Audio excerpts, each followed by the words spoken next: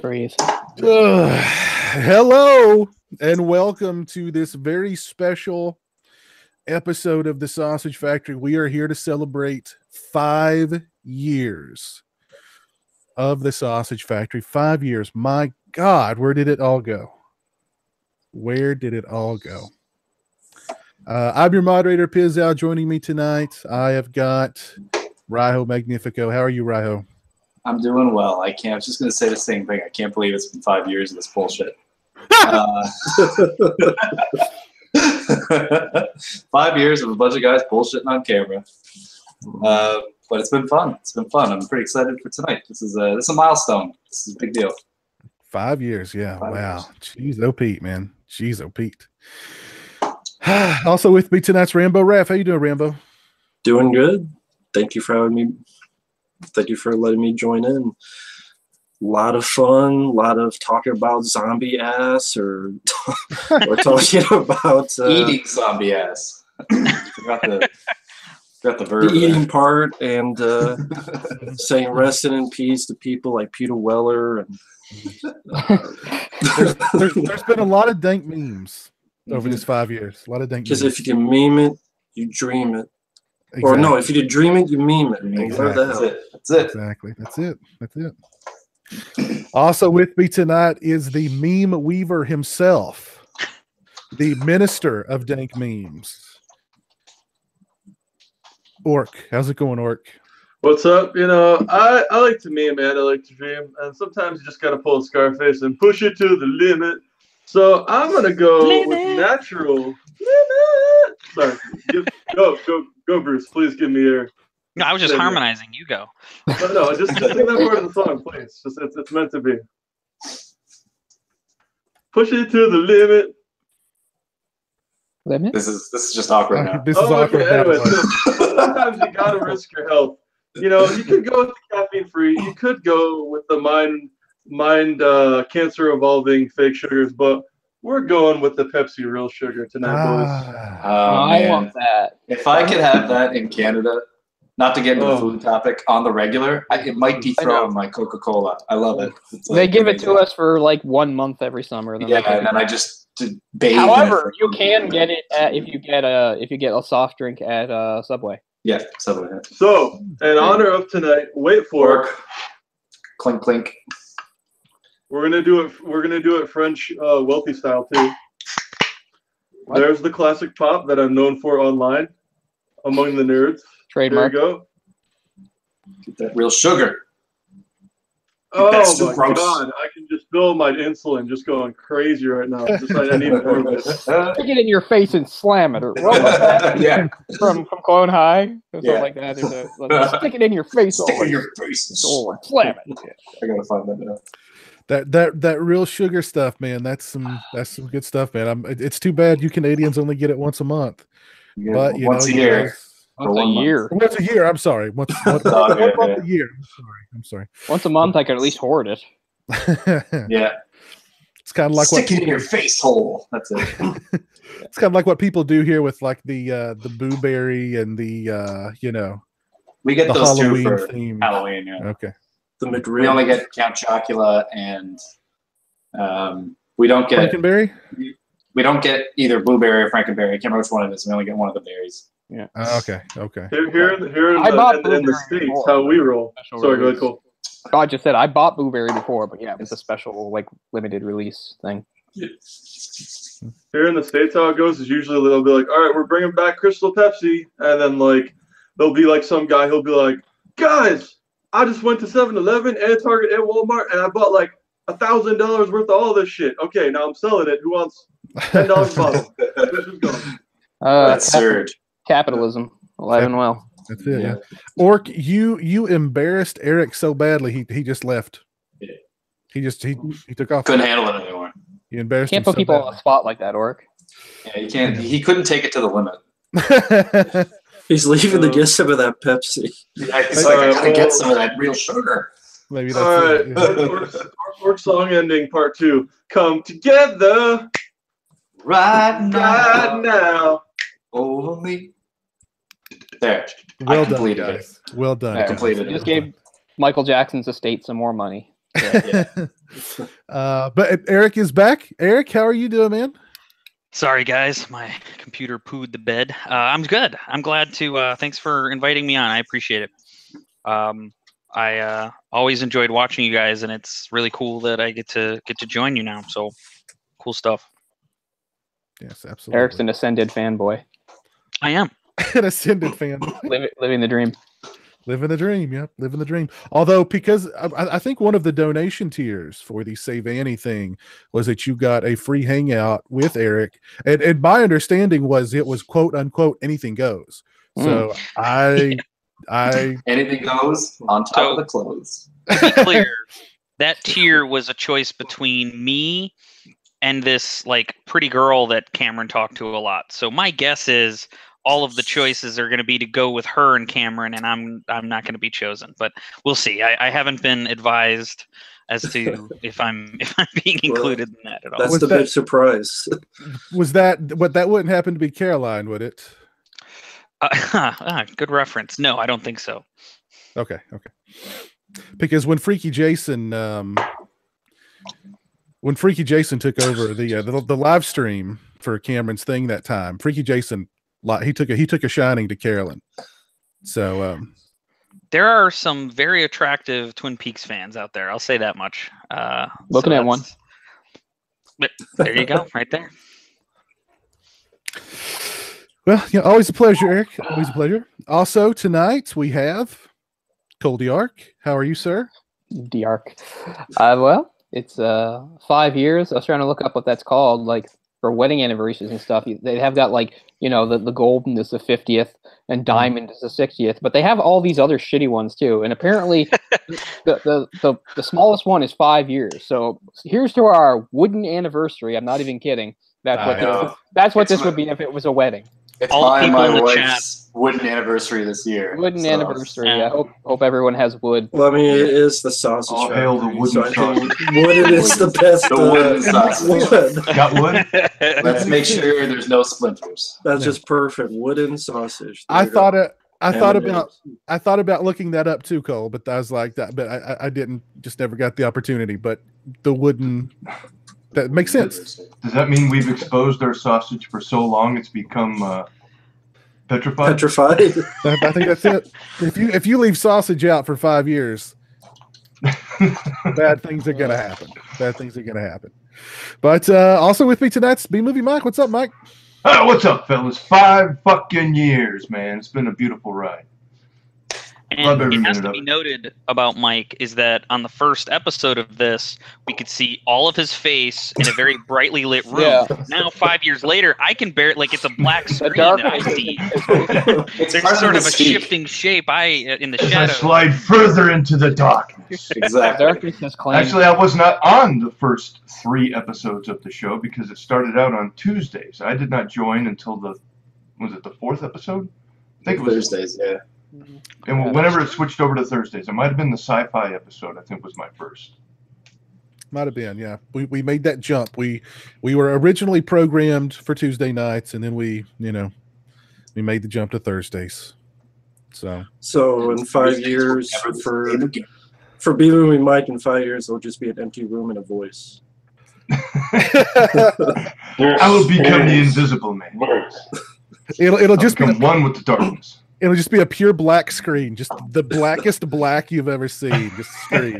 Or it'll be the box from Charlie's Angels, and it's just speaking through it. With like a vape cloud coming through every now and then. Anytime there's noise, just his vape cloud. Slowly, he just starts to turn upside down. One day, everyone's like, "What's going on over there?" So funny. Somebody in the chat, I think, just called Mike Dracula. Yeah. Oh, goodness. But yes, 5 years, guys. 5 years of the Sausage Factory. It's gone by so fast, it seems like. Oh, man.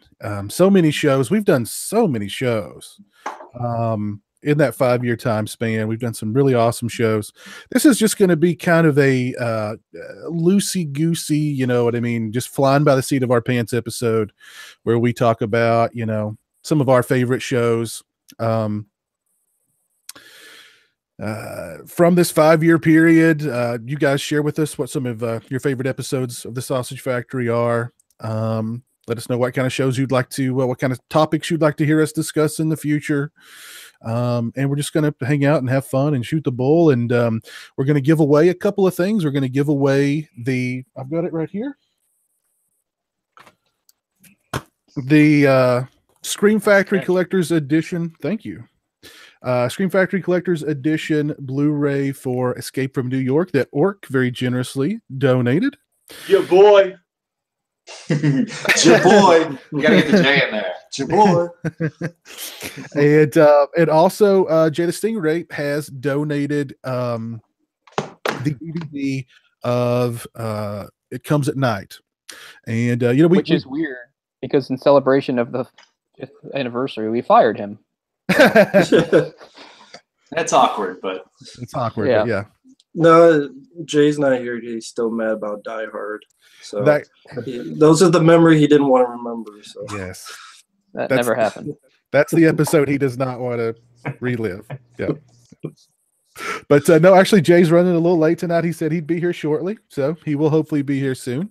And we may give away some other things. I think I may have a digital code, a spare digital code for a movie or two laying around here, and maybe a Sausage Factory shirt or two. I don't know. We'll see. But let me give some shout outs to people in the chat. Grace's Horses. Thanks for tuning in. Our buddy Chris Wynn is watching tonight. Joseph Perdue, who's been with us, I think, since just about the beginning. Rocky Voorhees, Josh O'Brien, DJ Donnelly, who's been with us since pretty much the beginning, I think, as well. Let's see who else we got. Movie Man 95. Movie Man 95 has been here with us for a long time. My buddy Jewel Voorhees Chasing Ghosts. He's been with us for a long time as well. Jason Lima, again, another longtime viewer. Hal Brandt is here. He's wanting us to do bong hits to celebrate. I'm sure more months to be illegal here, so I'm sure Michael do some vape pulls for you here. We got the horror reel here as well. A lot of familiar faces, or familiar names, some new names as well. So thanks for tuning in, guys. We appreciate it. We appreciate the 5 years of support that you've shown us here on the Sausage Factory. You guys are awesome. So let's dive in. Never get wood without you. Exactly. Exactly. Oh goodness. Why don't we I don't know. Why don't we shall I start at the beginning and talk about the genesis of the Sausage Factory? Gather around, children. You're gonna test my memory. Should be good. So in the beginning, Google created something called Hangouts. And the Hangouts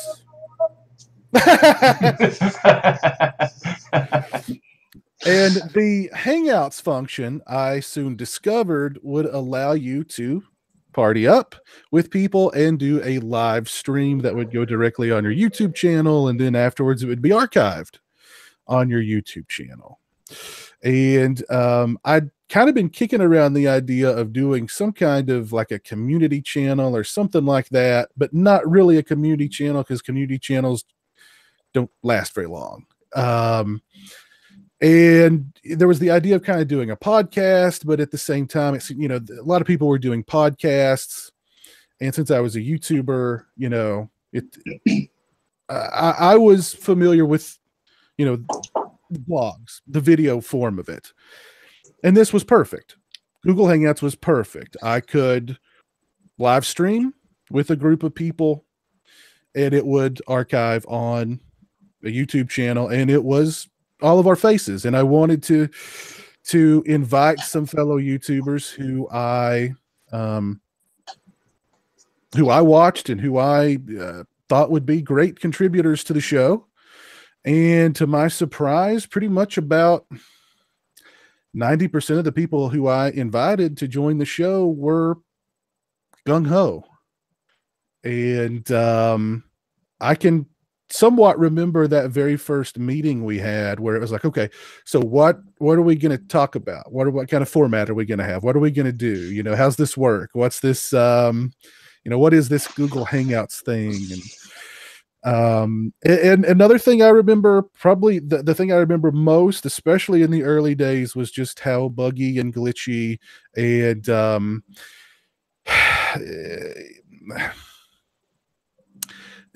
just how bad Google Hangouts was in the beginning. It was not reliable at all. You would start a stream and then it would just randomly end, or you'd have to download and install 5,000 drivers to get your webcam to work, and it could be an absolute nightmare. But somehow we persisted and we prevailed. And 5 years later, here we are. And, the fact that we have a really loyal following of supporters who've watched us literally since the beginning. A lot of you guys have been with us since the beginning, is really cool. And it's something that, whenever we have to take a week, I know we had to take 2 weeks off the past 2 weeks, it was hearing people on social media being like, that sucks. Why? What's wrong? We're like being disappointed that we're not there on Thursday. People contact me. Is everything okay? You guys coming back? Wow. Yeah, exactly. That was cool. Exactly. Yeah. Yeah. And so I mean, we're destination TV. We're Thursday nights. Thursday, if it's Thursday, then it's Sausage Factory. So I just think that's really cool. And I just want to thank all you guys out there who've supported the show, whether you've been with us since the beginning or whether you jumped on at some point thereafter. It's been a great ride. It's been a wild ride. And the people who have kind of come and gone, who've been on the show, and people like Barry, people like James, people like oh goodness, our buddy Oliver was on a couple of shows. I mean, we've had people do guest spots here and there, and regulars who've kind of fallen off or whatever. I get tons of messages about Barry. Like Barry has a huge cult following. He does. Like being the most elusive member. It's such a mystery, wrapped in an enigma. Yes. Even when I do my own live streams on my channel, I'll get people like, where's Barry? What happened to Barry? I miss Barry. It's like, so yeah, Barry is like you said, man, a mystery, an enigma, a riddle, all rolled into one. Yeah. But yeah, it's been a wild ride. I think I've definitely had some of the biggest laughs of my life over this past 5 years. Whether we're talking about prison rape or Orc is dropping some dank memes, it's been insane. So, are there any particular episodes that stand out to you guys as your favorites? Anybody want to dive in? I always I can't believe still that I got to watch My Bloody Valentine with Paul Kelman. Like I know I go on about it sometimes, but like you have no idea how much that meant to me. And it was such a cool, like he was such a great guy. Mm-hmm. And I kept up with him for a bit on like Twitter and Facebook and stuff like that. And he's such a really, really genuinely nice guy. And to have got to do that was just awesome. I watched that movie so many times, and never, ever did I think I'd get to, of all the people on the cast, like, I don't know, Paul Kelman just kind of became this elusive kind of, you know what I mean? Like, and then all of a sudden he kind of came out wherever he was hiding. He came out and we got him on the show, and he sat down and watched the movie with us. That was so cool. He didn't even have it on. He was just like from memory. I think he had some problems that night or something. He couldn't get it on or something at first. I love that episode too. That one definitely jumps to mind. And the thing with Paul Kelman was he wanted to do the show, but he didn't know if he wanted to actually watch the movie with us. Mm-hmm. Because the way that he described it to me was that he felt so disconnected from not just, he felt so disconnected from the person that he was all those years ago when he made that movie, that he didn't want to kind of, I don't know, like he did, not that he didn't like the movie, but I don't know, he felt so disconnected from the person that he was back then. Yeah. And I eventually talked him into watching, I was like, I talked him into getting the movie and watching it with us. And what I loved about that episode was him just watching the movie. And I think he said it was the first time he'd seen the movie in, I forget how long, but we're talking about years. Him watching the movie with us and remembering things that he hadn't remembered in years, and talking about, the one guy was his best friend, the guy who got and who had passed away, and just having just all these memories just started to come back to him about My Bloody Valentine and about shooting and about the cast. And it was really, it was awesome. It was freaking awesome. And I think he kind of, I talked to him a little bit after the show, and he wrote me a really nice message thanking me for inviting him, and that it was a wonderful walk down memory lane, that he wasn't expecting to be a wonderful walk down memory lane. But he told me that he kind of, and I'm paraphrasing, but he kind of, watching the movie with people who loved the movie, he understood why people loved the movie. And he kind of, I think, developed a new appreciation for that movie that maybe he hadn't had before. So yeah, that was really freaking cool. That was really freaking cool. And what's funny, what's so funny about trying to get guests for the show is I'm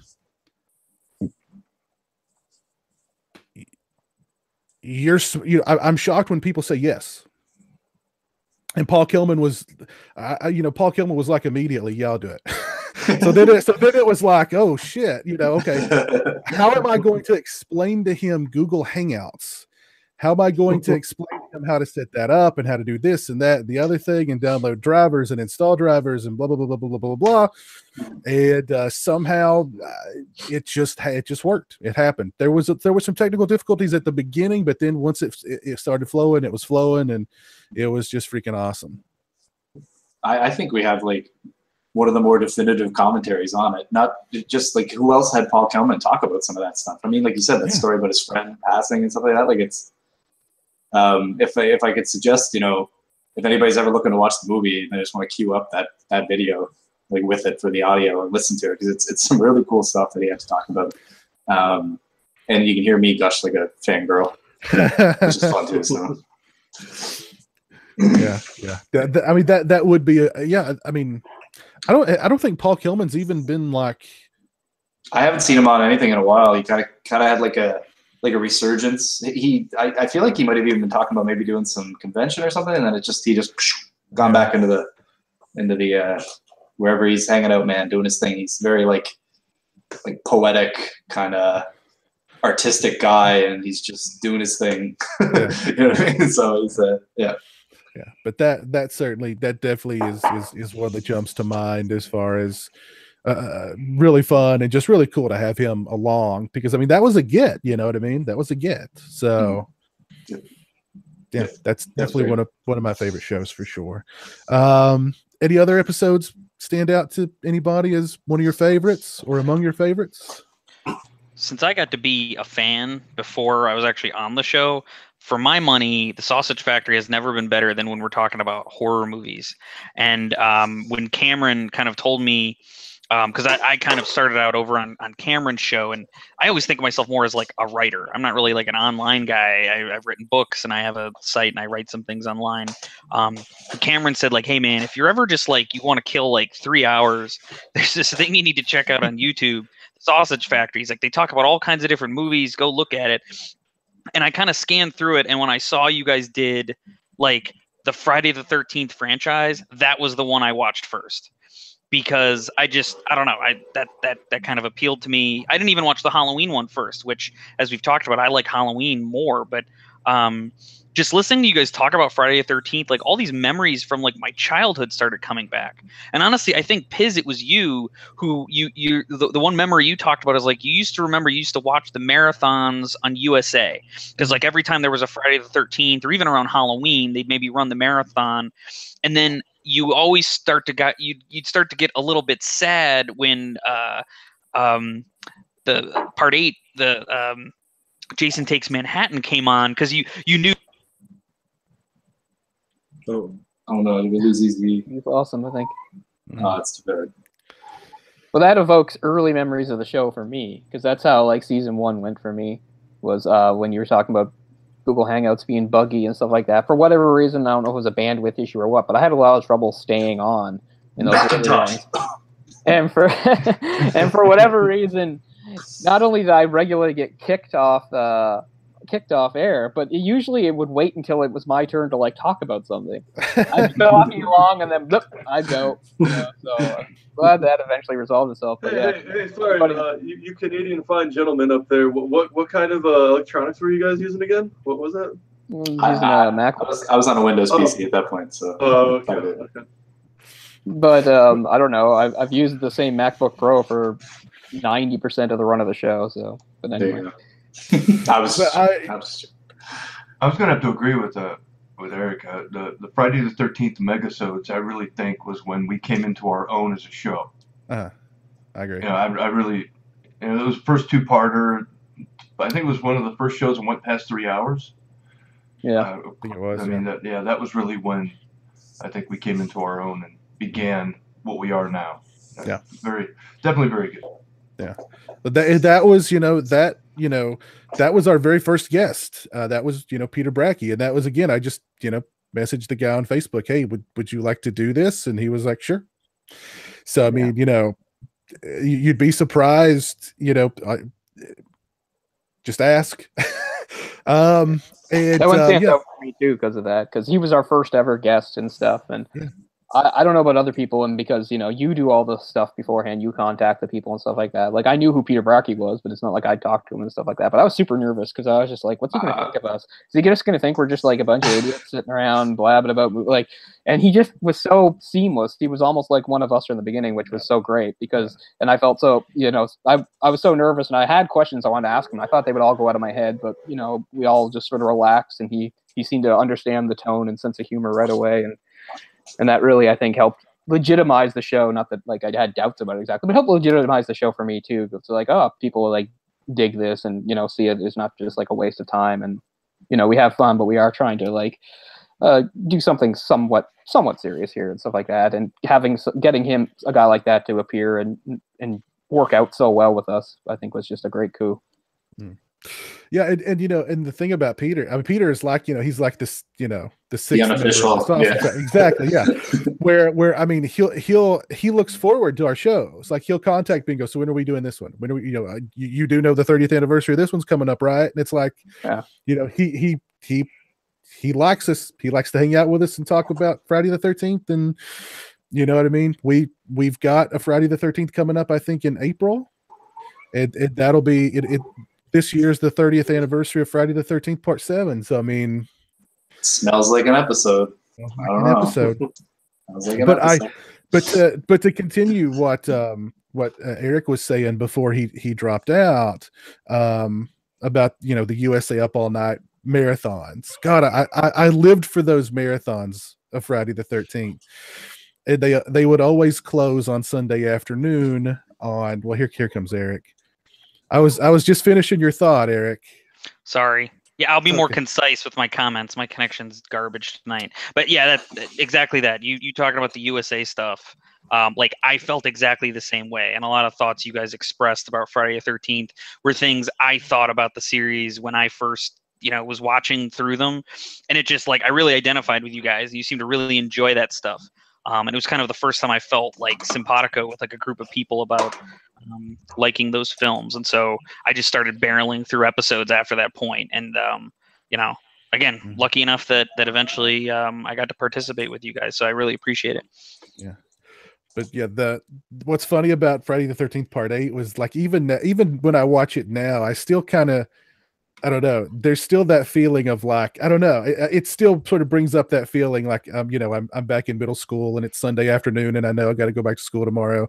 And like, even like that song, The Darkest Side of the Night, it just sort of carried some like a sadness to me, even though, it's like, it's like watch it to like, oh, I got to go back to school tomorrow. The weekend's over, no more Friday the 13th. Got to get up early, go to school. Oh God. So there's something vaguely emotional about it that I don't think is anyone else. Again, it's like kind of like a lame 80s song that no one else probably likes very much. But I hear it and I really like that song just because it kind of evokes a lot of memories. For me. As a matter of fact, I mean, I listened to that song probably 5 times this past week. I wish that was in the Friday the 13th game. They only have the Alice Cooper song. They should put all those songs, I think, layered through that game. Yeah, that'd be awesome. Yeah. Cameron's joined us. How you doing, Cameron? Hey, how's it going? You guys talking about what, Friday the 13th and USA Up All Night, or we what were was talking? We were Eric was talking about one of the first episode of the show he watched was our Friday the 13th megasode, and we kind of expounded on that, talking about how that was kind of the episode that legitimized us and sort of we kind of hit our stride with that show, maybe. You know what? One of the things about that show that I love so much is that being a fan of that series, when you see 2 or 3 videos with a runtime of over 5 hours each, that you're not going to just skim over a couple. You know what I mean? Like, you're going to talk about each one in depth. Mm-hmm. And that was one of the things that I really loved about this channel before I met all you guys, was that I love the fact that you weren't going to just talk about part 2 for like 3 hours and then skip over part 3. Each one was going to be covered. And then you've gone back and recovered episodes, or entries into that series, or done like standalone commentaries for each movie. So it's like, if you're a fan of horror movies, especially like series, franchise kind of stuff of horror movies, I think this is the best channel out there. I really do, because it's like, you guys talk about everything so in depth, and yet the conversations are so funny. And once, I always tell people, like, you got to watch like 2 or 3 episodes to learn everybody's personality, and then you can really get into it. And that's what I've heard time and time again. It's like, I mean, when Orc comes into like a chat on like one of my videos, people go crazy. And Piz, I mean, you showed up for, I don't know what it was, 20 minutes on a video as Freaky Jason, and you're still a legend on my channel. Right? I don't know if you know about this, guys, but I did an open stream. I had no idea that was I did an open stream where I let anybody come in, and Piz came in as Freaky Jason and started hitting on all the women on the video. And to this day, I will get comments from people going, "When are you having Freaky Jason back?"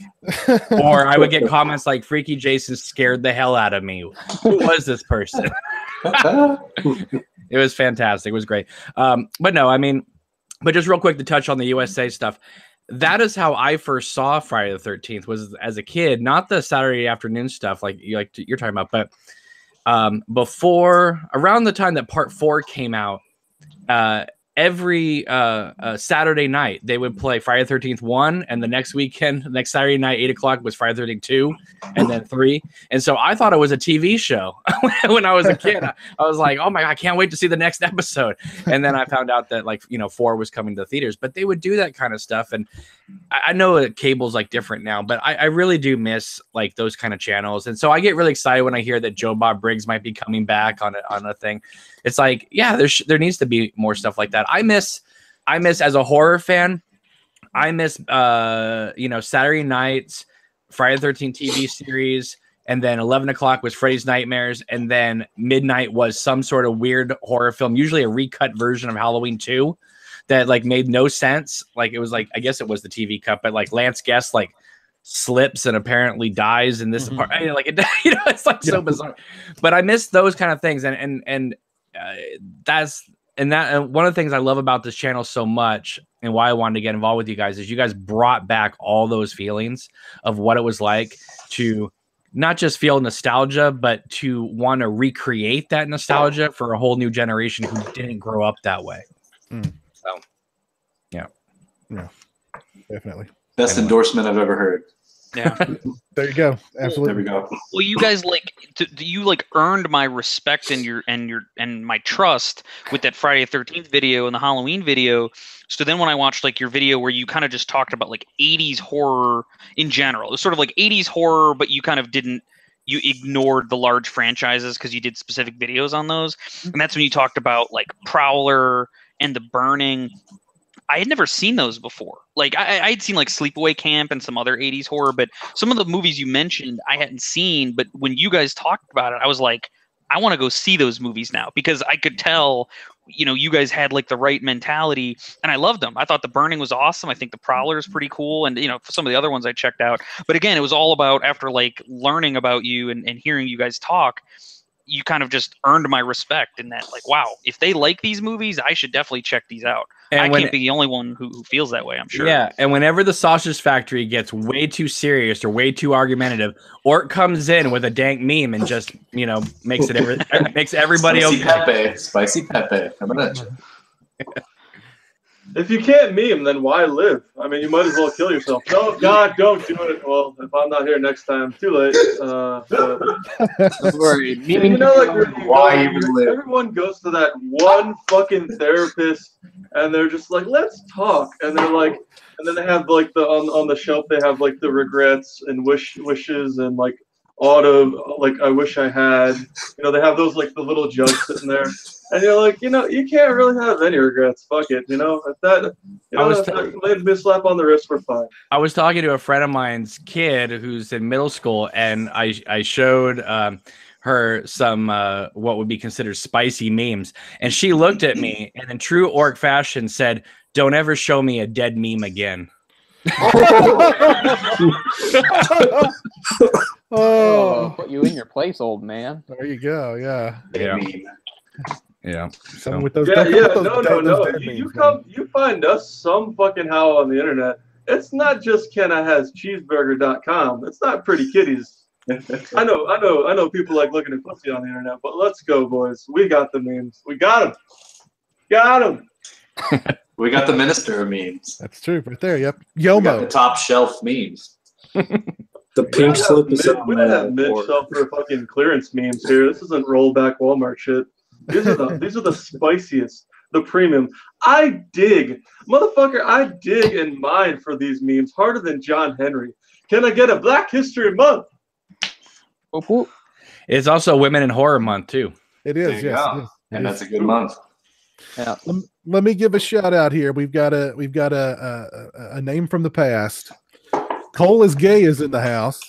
I don't believe it. And he It's said, actually there. It's legit. He's here. He says, "Hey everyone, congrats on the anniversary. Wish you all the best. Thank you. Glad to have you back on. I don't know that I've been on an episode with him. I've only heard of the legend. The legend of Cole. The legend that is Cole is gay. An OG. He's been around for a while. Hey, there's other YouTubers out there that I've seen lurking about. One is named Harry Anus, and so I mean the names are out there. People have some very interesting names out there on YouTube. That's true. Very true. Anybody else? Have any particular favorite episodes that we've done? Any that stick out in your mind as maybe your favorites or? I'd have to go season by season because there's several per season. There's not just like one. There's a bunch. I loved the Stephen King ones for the same reason as the slashers and horror ones, and that like it was super in depth. One of them was one of our longest episodes ever. The part 2 is like 5 hours. Yeah. And I mean, I was just happy to be able to do that because Stephen King was always sort of a big force in my life and one of the main sources for horror for me growing up. I grew up with movies, but I grew up with books too. And then I always loved to talk about the difference between books and movies. And nobody has run the gamut from like good adaptations to okay adaptations to what the fuck are they doing adaptations in like Stephen King's body of work. So I just found that really enjoyable to talk about. And as we said, we were pretty damn in depth. We tackled pretty much everything there was out there to tackle. I mean, even some there's movies there that I haven't seen. There's at least 5 or 6 that we talked about that I haven't seen. And you guys covered the short films too. I mean, like it was like I've never even heard of this one. You're like, and then in 1987 there was this weird Batwing movie that got made. It had a $5,000 budget. We found it on YouTube. Let's cover it. It's like I remember. I know which movie you're talking about. Was that The Night Flyer? Yeah. I anticipated that movie when it was coming out. I was waiting for that fucking movie to come out. Can you believe that shit? Have you read the short story? Years ago. I couldn't remember it well now. But at the time, I saw a poster at like the video store, like the direct-to-video poster. Mm-hmm. And I was like, I gotta see that. And then I remember going home and watching it. It was like the same time the first time I watched The Langoliers. I was so hyped for The Langoliers. I was probably the only person in the world that was like dying to watch The Langoliers. The same thing. I was like, why do you let me down, Steven? Why do you do this to me? Anyway, there you go. I really like the episodes where you guys just completely abandon the topic, whatever it is, and just go into whatever you guys want to talk about, whether it be current events, current movies, or sometimes I'll like put on like I remember watching an episode going, okay, you guys are going to talk about romantic comedies. And it just about 45 minutes in, it just segued into like Friday the 13th for another hour and a half. At least it wasn't cereal. That's pastries.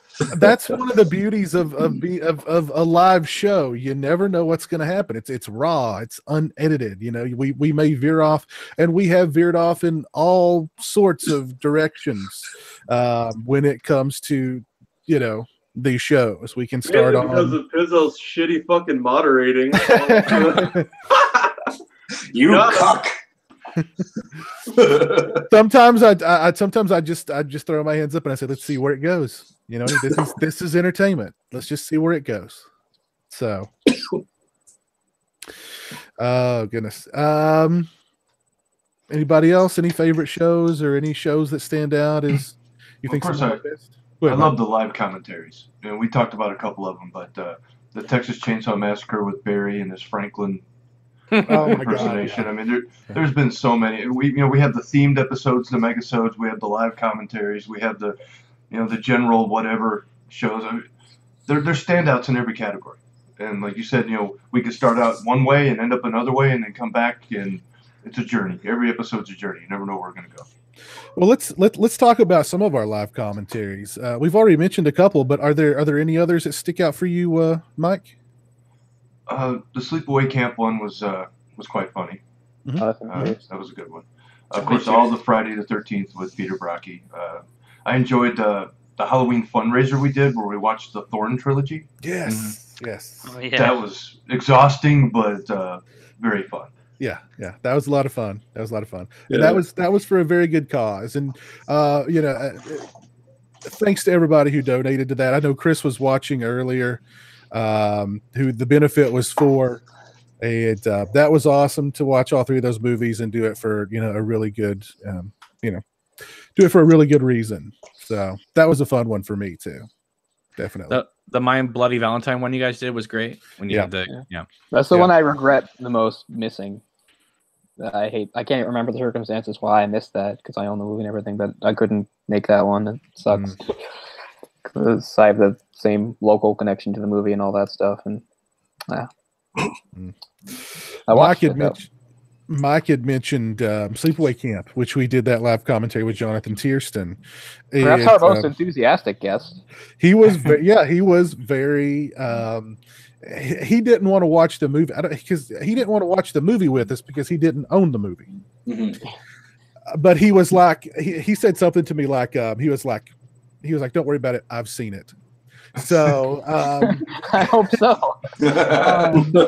He was like, "I had the DVD a long time ago and I gave it away to somebody." So, but yeah, he was very cool. Just very excited. Very just super freaking cool. Yeah, super freaking cool. Yeah, that was definitely a fun one. And Sleepaway Camp's one of my favorite 80s slasher movies. Just a fun movie, fun guest. You know what I mean? Did you guys talk about, because maybe I missed it, Piz, have you ever said online like how you found the original group to create this channel? Like, how did this all come about? I kind of did that in the beginning. At the beginning of this episode, I talked about it, but I didn't.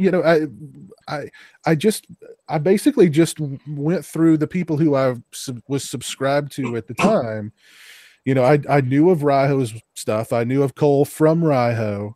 I knew they would both. I think they were like 1 and 2 on my list at that point, really. Which really surprises me to hear later on, because I remember at the beginning, I thought I had to have been like some sort of throw-in because there were people you couldn't get. Because I was just thinking at the time, all I was sort of, I didn't have a horror movie channel and stuff like that, but you've met me a few times, and I just thought, everybody else is like from different places, stuff like that. But Raiho and I actually, knew each other in real life and grew up together and stuff, and now we live fairly close to each other, stuff like that. And I always thought I was just sort of like, I don't know, just some sort of a echo of him in a way. And I thought, when he asked me to ask you. Like, I mean, it was no. So at first I just thought, oh, maybe a bunch of people said no. Is what I thought, because I just thought, they already have Raiho, and he's the one that has like the legit thing. I'm Raiho's friend. I can say the stuff he says. I can, play off that, but I don't know if they really wanted me and stuff, because I just have a channel that I've ignored for the last year. But I mean, just a little comic channel and stuff like that. So yeah, I was really surprised at first, and because especially when I saw the assembled group, there were some people on there that already had pretty well-known channels like Rampo Rap and Jay and stuff like, and James, they had a lot, and I was just like, I don't have a channel that's like that. So at first, I just thought I was kind of a fill-in, and I wasn't even sure if I was going to wind up staying on the show, because I thought eventually you would probably find somebody better and replace me. But well, actually, truth be told, I got a tax credit for having 2 Canadians on the show. You had to have just the right Canadian quotient. Exactly. Yes. To get that extra paper. So he was like, I don't know, fuck, I'll ask him to got double the tax credit. He was like, I mean, I could get Raiho, whatever. I got to get that Cole kid though.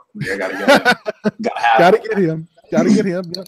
Yeah. I think it was even though you were talking about primarily comics, I think maybe you'd been on one of Raiho's Friday the 13th marathon things, and clearly you were someone who was intelligent and very opinionated, and that was those were definitely criteria. So yeah, it's fun. I mostly monitored the live chat for that and stuff, and I think that's how like the first time I ever like talked to Orc directly.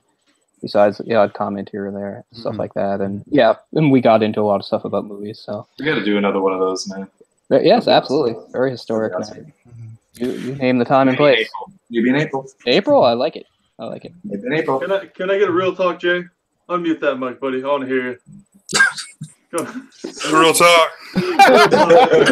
Anyway, Thanks, Jay. Go back to sleep. I was just discovering the memes of YouTube back in like 06, but I think it was like 06 or 07 where I saw your original OG marathon vid when you look like you're like 15 years old in that video.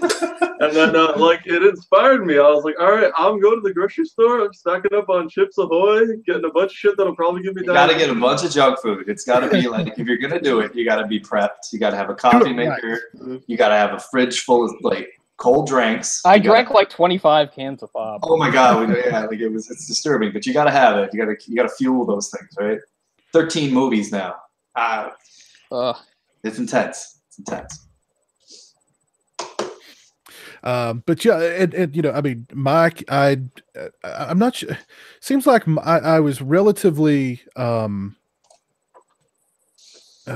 new to Mike's content, but I knew just I knew that he would be a phenomenal contributor as well. I'd known of the Stingray's channel, and of course Rambo Raff. I mean, Rambo Raff is the icon. He's a legend. He is, yes. 20 videos in a night. Even back then, he was so prolific and stuff like that. Man, I knew Rambo Rap before it was For Life. I know. I remember that time. No, fuck that shit, Jay. I knew Rambo Rap when he was in communities fighting with people all the time. It was awesome. I wake up in the morning, I check YouTube subscriptions. I'm like, holy crap, Rambo's uploaded 10 videos since I went to bed. It's amazing. They're all about Steven Seagal. What the He's hell? serious, man. He's Hardest working man on YouTube. there you go. Hardest working man on YouTube. And I liked Mike's videos because clearly, I mean, Mike knew his stuff. You know what I mean? He was, smart guy. Mike, please start making videos again. You know what I loved about Mike's channel, and I said like before, like in a world where we watch niche stuff, he still talked about a movie that was even more niche. That he wanted. Yeah. Like I remember, I'd be like, "Shit, no one's talked about that movie." I go on his channel and I'd sit there and watch the video. I was like, "That is awesome." So that's what I always liked about Mike's channel. Mike totally earned his nickname. He did. He absolutely like B movie Mike. He meant that shit. Yeah. I went the other way. When I started watching you guys, then I started seeking out everybody's individual channels and subscribing to them. So I really didn't know a lot of your channels until I saw you guys on here, and then I saw all you guys out. So. I'm resuming work on my channel in the next few weeks, so yay. See how that goes. But Barry was pretty established on YouTube at that point. James had just kind of started his channel, but I was digging his stuff, and I'd invited a couple of more people. I won't mention them, but they one guy politely declined, and another guy who I thought was a friend just never responded. So Who was the guy that I like the come on Roy, time to get your hands dirty? Because for the longest time I thought it was Jay, but I think you guys said that wasn't. Nobody on here was the guy who did the really good impression of the other paramedic from Friday the 13th Part 5. I just remember laughing my ass off watching that video, like that guy's impression, and he kept saying it. Was it James? I don't think so. No. That could have been Barry too, really. I mean, Barry was versatile. Yeah, That was B. Junior. that probably was him because I think he was probably also Barry. that's like his #1 slasher, I think, or up there or something like that. So that would make sense. yeah. Yeah, like as Whoever much as said it we're clearly guilty had a of like every single one of our shows, we have to reference Friday the 13th some way. Any show with Barry references Friday the 13th Part 5 in some way. He's always going like those enchiladas. Or something, Damn enchiladas! Sally? So I would hazard a guess that was probably him doing the "Get your hands dirty" line. I feel like that's got to be right. Yeah, I'm sure it was. Yeah. Yeah. Anybody else favorite episodes or some episodes that you think were our best? Oh, geez, man. My favorites are always the ones like this where we just kind of shoot the bull. They're always the most fun. The breakfast cereal discussion that we had not too long ago was pretty fun. That was a good new show in the making. It's coming soon. That was a good one. We're gonna bullshit food. Well, I totally forgot to mention that you joined us, Jay. How you doing tonight, man? Oh, good, man. How are you? Doing good, man. Doing good. What are we drinking tonight, Jay? That's a huge mug, man. This is it's just like some regular old Maxwell House. Okay.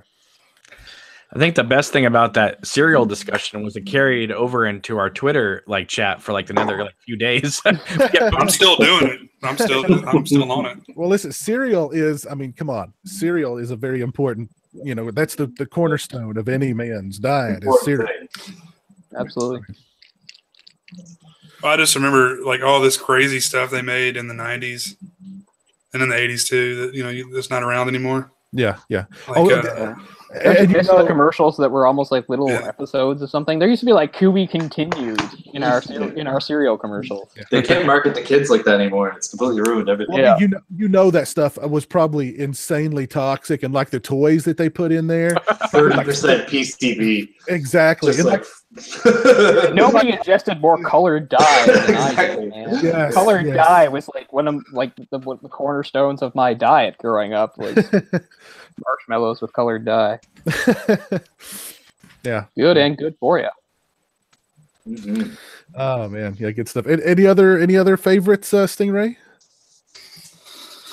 Oh man, on the spot, I can't really think of anything. I know you guys mentioned the Sleep Well You Can't live commentary. That was a lot of fun. The what was the one we were doing with the guy that worked on the Nightmare on Elm Street documentary? Filming his ceiling fan and stuff. Yeah, Andrew Cash. Andrew Cash. Yes, That was a lot of fun for me and Orc behind the scenes. that for a long time was our longest episode because Wait. Here's a reenactment. Keep going, Piss. Here. I'd given up on him joining us because we were already, how many hours into that show, and then he just pops on. So now it's like, okay, we've got to like almost kind of reboot. And I mean, it was great working on the set. But, shit. I don't know. It's just like I just see his like cat over here. You saw more of his cat or dog than him. He had no idea that he was on video. I think he had no idea he was on video. So I mean, all you saw was the roof, there was the ceiling. Occasionally, you'd see like half of his head. I mean, I'm glad he just didn't put his hands in his pants and scratch his crotch or he didn't flash his junk or anything. So I guess we're okay. Yeah. So, but that turned into. That was a 4+ hour, if not longer, show. You were about to call it, and then he came on. Yeah, I had to go to work, so I left at about 10:30, and I thought the show was over. And I get home from work, and I'd go to watch the show, and I'm like, holy shit, it's twice as long as what it was when I left. What happened? The dude just showed up out of the blue after I left. It was funny. By the end of that show, man, I was freaking in a fog. I was a zombie by the end of that one. I was just like, I don't even really remember. But I do remember Cole stayed on his game though the whole time. I mean, even though we were going like 4 hours, Cole was right there talking to him about Nightmare on Elm Street. That's his butter zone. That time period, bam, he's on. Yeah. I had to hold it together somehow because none of our shows are sloppy, but that was a show that was like in danger of just unraveling. So I don't know. Well, as somebody who just recently did the 18-hour stream.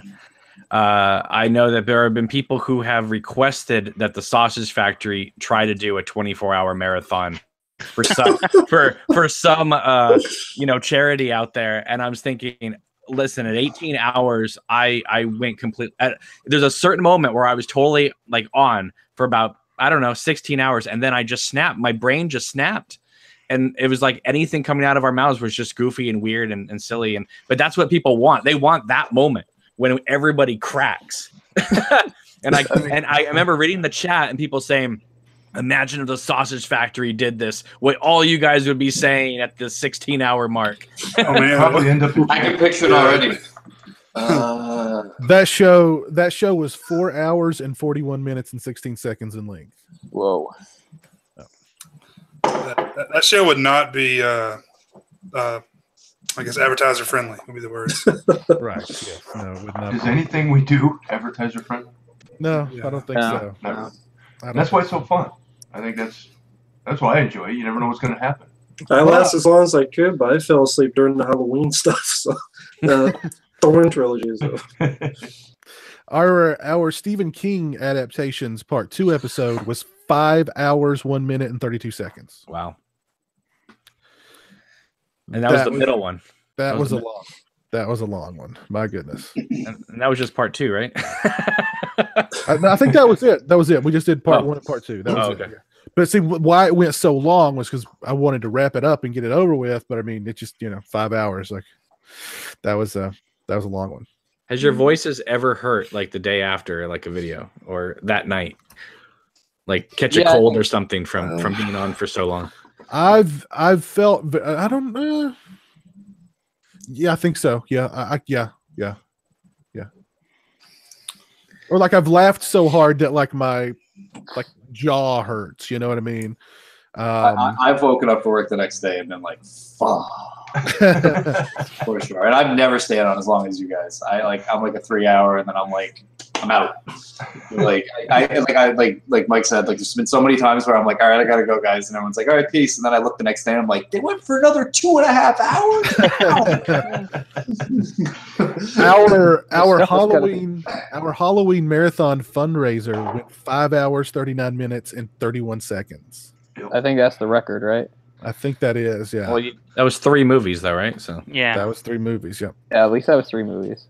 So that basically is what? It's 3 movies and an hour of extra chat. Like that's pretty good, right, for you guys? The best part about that, it wasn't Rambo falling asleep.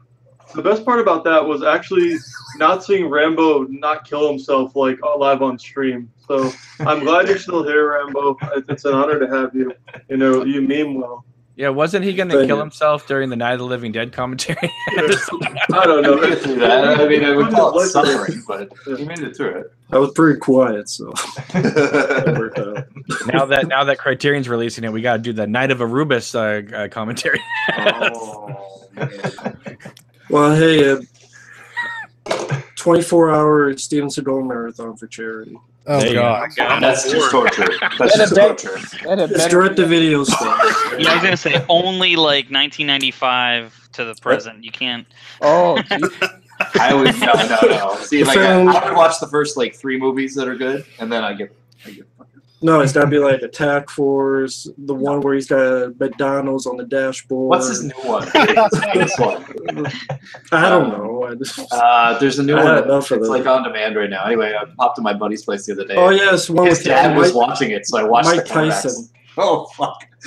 I was watching. I was like, it's got him and Mike Tyson. Rambo, I appreciate your suggestion, but like I'm on the edge of like my mental stability right now. I think that would kind of just push me off the cliff. So yeah. Someone mentioned the Predator 2 commentary in the chat. That was a really good one. that was a fun one. Yep, that was a fun one. Yep, that was a fun one. That Jerp, that was Jerp that mentioned that, and he mentioned our Lost Boys commentary. That was a lot of fun too. That was a lot of fun. The one that's come up in the chat the most is the Maximum Overdrive. It's come up at least 10 times, and like every time I think about it, I was like, man, I got a little bit of rep for that one. I think I was like, and I remember I was like, I haven't watched this movie in a long time.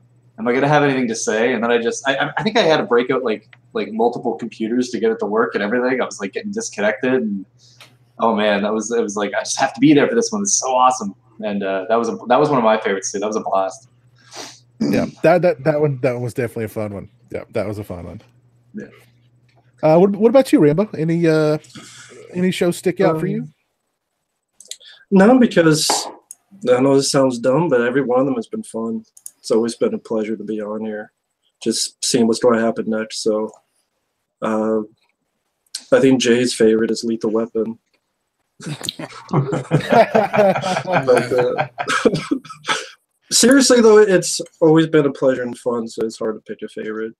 And I think when this started, I couldn't do it for too long because I just had a different type of schedule at that time.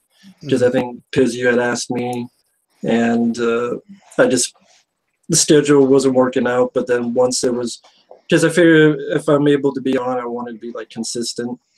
And thankfully, you when the time came, you let me be on. It's been a lot of fun ever since. Yeah, there's a lot of laugh out moments. Oh yeah, and oh yeah. Eating zombie ass. Rest in peace, Peter Weller. Just when Orcs memes, Dreamin' Memets, Grave Encounters. Maybe that'll be our next live commentary. Grave Encounters.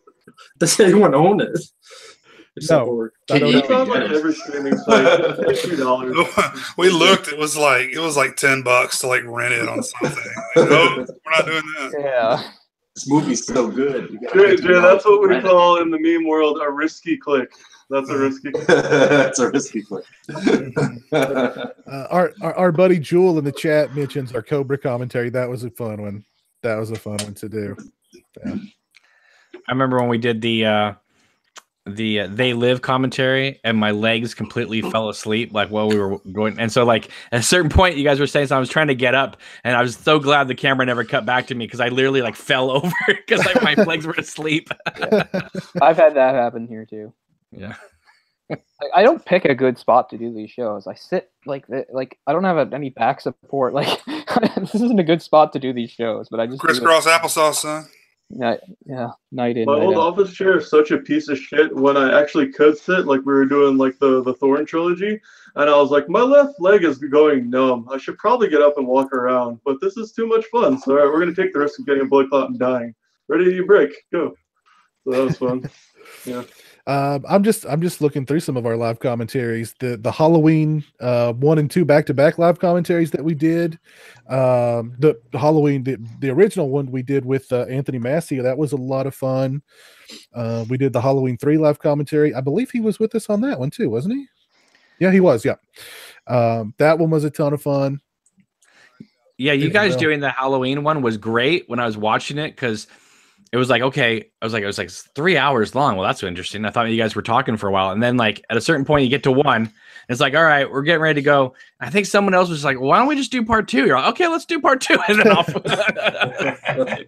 That's how it happened. Because I was like, Anthony, are you down with just going right to part 2? He's like, no. Like, I'm out of here. So do you remember the guy? He was on one of the commentaries, and he had to go like down to the gym of wherever he was staying to be able to get Wi-Fi. Yeah, he was on like some sort of iPad or something. Yeah, that was Sean Richards. That was the director of the Friday the 13th Part 3 in Memoriam documentary. That was during was that our last? I don't think I was there for that. I think that was our Part 6 30th anniversary live commentary. Okay, yeah. Because he'd come on to talk about, I think was it, or was it Part 3? Gosh, I don't remember. We mentioned Peter Brackey, but I have to give a shout out to Justin Beam. He's been a good guest. And then even though he banned me because I was morally supporting one of his auctions on Facebook, Michael Felcher's been good on the show. That was an amazing episode too. Michael Felcher. Holy shit. Yeah. I was like, I could have sat there and talked to him for 10 hours. Yeah, so yeah, like I was trying to meme, but like be on his side, but he didn't get the meme correctly, so he unfriended me on Facebook and blocked me. So so what you're saying is we're never getting Felcher back on? Who did? Michael Felcher did, but it was on accident. The meme didn't come across as intended. So obviously, he's like, I'm trying to raise money for this shelter, and you guys are just being complete assholes. And then he banned someone, and I was like, hashtag wrecked, and then he just fucking banned me. And I was like, give you the slip. Because he had a stack of like Arrow Blu-rays for like he was gonna sell for like $50, like 20 of them, and I was like, fuck, I missed out. God damn it. What was the meme, Mark? Hashtag no, he was banning people, and then I said hashtag wrecked, but he thought it was like him getting trolled. That's why he banned me. Oh, and then I refreshed, and I was like, fuck, god damn it. Next time we have him on the video, you should tell him that story. I'll try to smooth things over with Slip. No, he's awesome. I love all of his features and his releases. Yeah, I was actually thinking about, we need to do another Blu-ray roundup show and have him back on. And, get the Felcher in here, tell us what he's been working on, and see if we can't, And to the doubters, I will be there this time for Michael Felcher.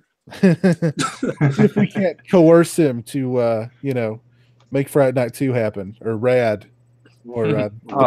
Solution. I think you posted it, Piz. Friday Night 2 is on Amazon Prime right now? Yeah, Friday Night 2 is on Amazon Prime right now. HD. Check that. And the peanut butter solution did get a Blu-ray finally. So. Wow. We've come full circle. Jesus Christ. It wasn't the Felcher that did the features. Oh, we can end the show now. Pretty much. Well, I guess it's been a great run, guys.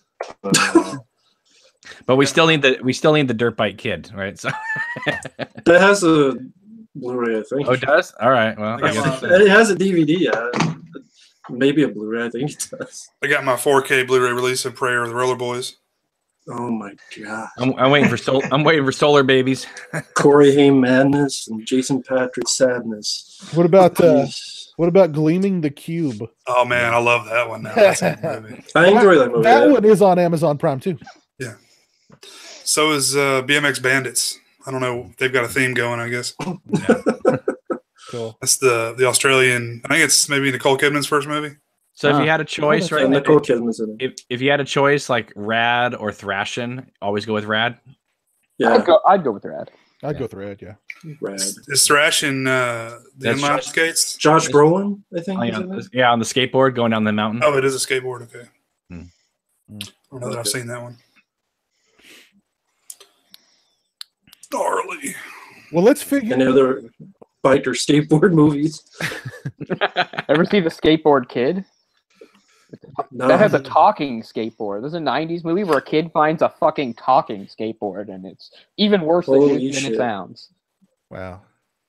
There's one movie called I Bought a Vampire Motorcycle. Nice. That's a real movie. Nice. Yeah, that's a good title. But talking skateboard, I'm in. How about Airborne with Seth Green? I've seen that. Seth Green, yeah. Jack Black, early '90s Yeah. ridiculousness. Let's see what's Trying going to see on. what was the skateboard and Skateboard Kid. Who was the voice? Yeah. It's Michael Winslow. Should be Deary Busey. Jake Busey. Let's see what's going on out here. It was Dom DeLuise, so there you go. Wow! Holy shit! That's I so was himself. gonna say, like, oh, I remembered. I was thinking it sounded like somebody doing a Rodney Dangerfield impression, and now I'm like, yeah, it was Dom DeLuise. Oh my Wow. god. Holding down a solid 2.9 on IMDb. I remember as a kid watching that movie Fatso. It was like the first time I'd ever seen like a boob on live TV when they like showed like the breastfeeding. I was like, what the hell's this? Baby Herman wants to know if we'll do a Texas Chainsaw Massacre megasode since we did Nightmare on Elm Street Friday the 13th megasodes. Oh, that's a lot of pain. 3D. It seems like something we should do. It made sense for Even the big next horror franchise. Yeah. I'm not even a fan of the series. I like the first movie, and that is all. Like, so, I just do it. Is that horror series? Is it called Witchcraft or whatever? Where there's like 25 of them. Oh God! Somebody yeah. wrote a message to me saying, "When are you guys going to cover the Witchcraft series?" I was like, "Never." Wasn't it like just like softcore porn? But Yeah, they were. Yeah. Yeah, they're like Yeah. porn. They're not really even horror movies anymore. Not that I didn't rent quite a few of those. I was gonna say I can remember renting a few. Nice. They were pretty light on story or horror. Well, I know Orc wants us to do all the Puppet Masters, don't you, Orc? Hey, speaking of which, shout out to Charles Brandy or whatever the fuck his name is. Anyways, there's a new. I'll pull a Cameron real quick. Okay, so collector's update. There's a new it's like a kind of like a suitcase type of thing with all the Puppet Master movies. Even though you can get Full Moon streaming for like $6 a month, but this set has all. There's Full Moon streaming. Yeah. All by itself. Yeah. Yeah. But Orc, you can buy all the Puppet Masters right now, all of them for $4.95 at Walmart. No, Cameron. In a But box. if you're a collector like me, because You don't understand. You don't understand. Treasure You have chest to have coming out. the It's got top 12 discs. tier release. You don't understand. He needs to support Charles Brandy. Charles Brandy, Charles Band, doesn't matter what the fuck his name is. He makes shitty movies anyway. If it wasn't for Puppet Master, he'd probably be working on some like Backlot and Universal or some shit. If he made shitty movies, why do you want a suitcase on him? Actually, it was Reanimator that made his name, but go ahead, Dork. Okay. Sorry. Well, actually, the third act of Mission Impossible 5, he actually comes in with a flamethrower, and he doesn't realize that he's been spotted already during the act with the cigarette smoke from the director's ear. Okay, anyways. Charles Band's in Mission Impossible 5? What? God damn it, if I could just... Hey,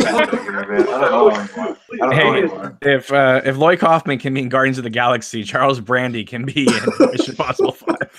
Hey, That's and true. another thing, Full Moon is actually halfway decent, as where fucking Trauma is just a steaming pile of dog shit. I like Full Like, Moon. it's shit. This Anyway, is- so I like some of Full Moon. back to the Blu-ray news.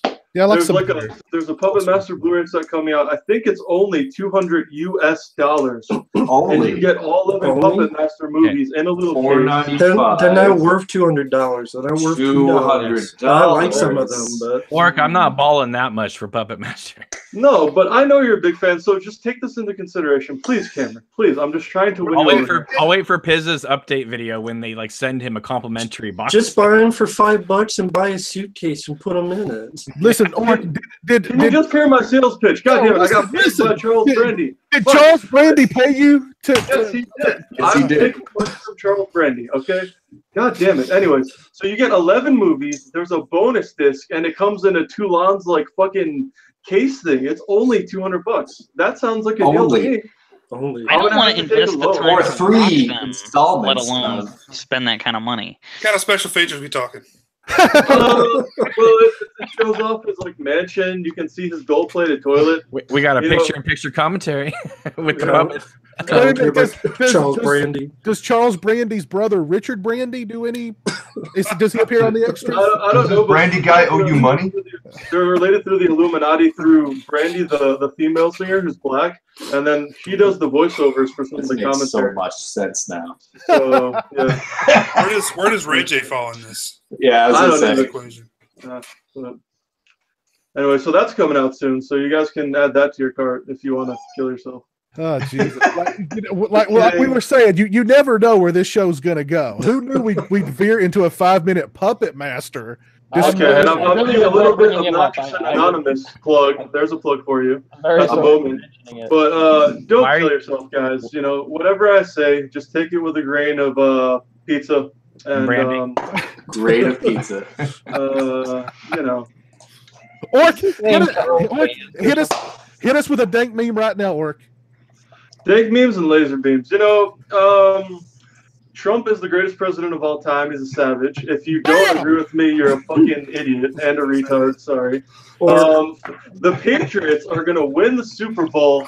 And what better occasion? Now, What better now you crossed occasion? into territory I cannot follow. Fans, all of sports. I don't care if you're a movie nerd or if you're hardcore into sports.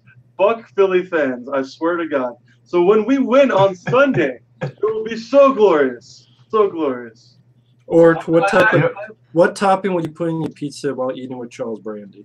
It's weird. We got If you could suck Tom Brady's dick, what kind of pizza would you eat? Bro, I already got that. As the appetizer. What you do? I would have a vegan pizza with avocado, like his natural diet. Avocado ice cream. I get some candles and some incense, you know, because that's just how we do it. Make it a moment.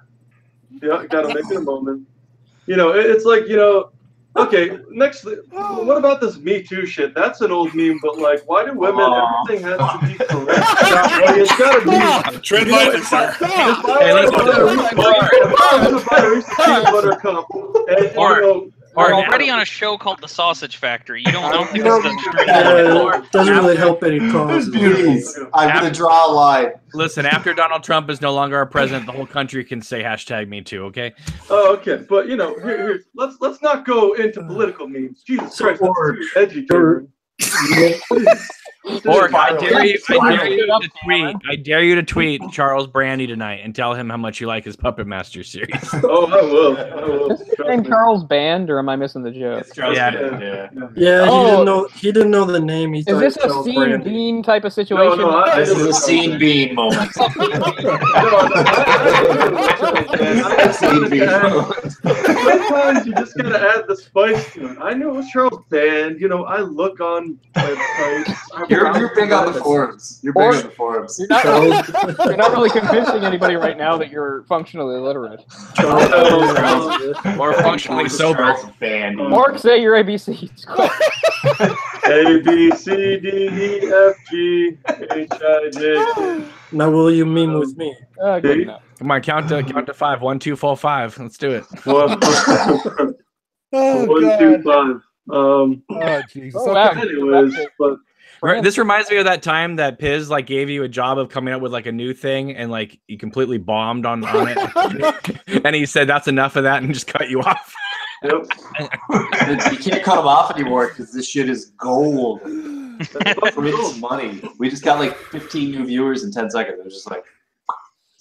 You know what else is gold? But no, seriously, fuck the feminism shit. Like every day when I open up, every fucking day when I open up, I feel like you have an agenda. At this point, Mark. You guys remember live at the Apollo when somebody sucked? They'd have like a person like sweep them off stage. Yeah. But anyways, so Get out the back hook. to feminism. Fuck this shit, bro. Every time I open up Twitter, Or it's like someone else got touched on their like kneecap, and they're like, "Oh my god, it was disgraceful at the time. Or I didn't they're want banging to come the out and ruin my Or- career." I'm not touching that. I got enough. Our one female viewer is gone now. No, that one. We had a female viewer. Is Claire, and she's a badass motherfucker. Claire is a badass. Yeah. Someday she'll join us. And she understands the Orca special, so it's okay.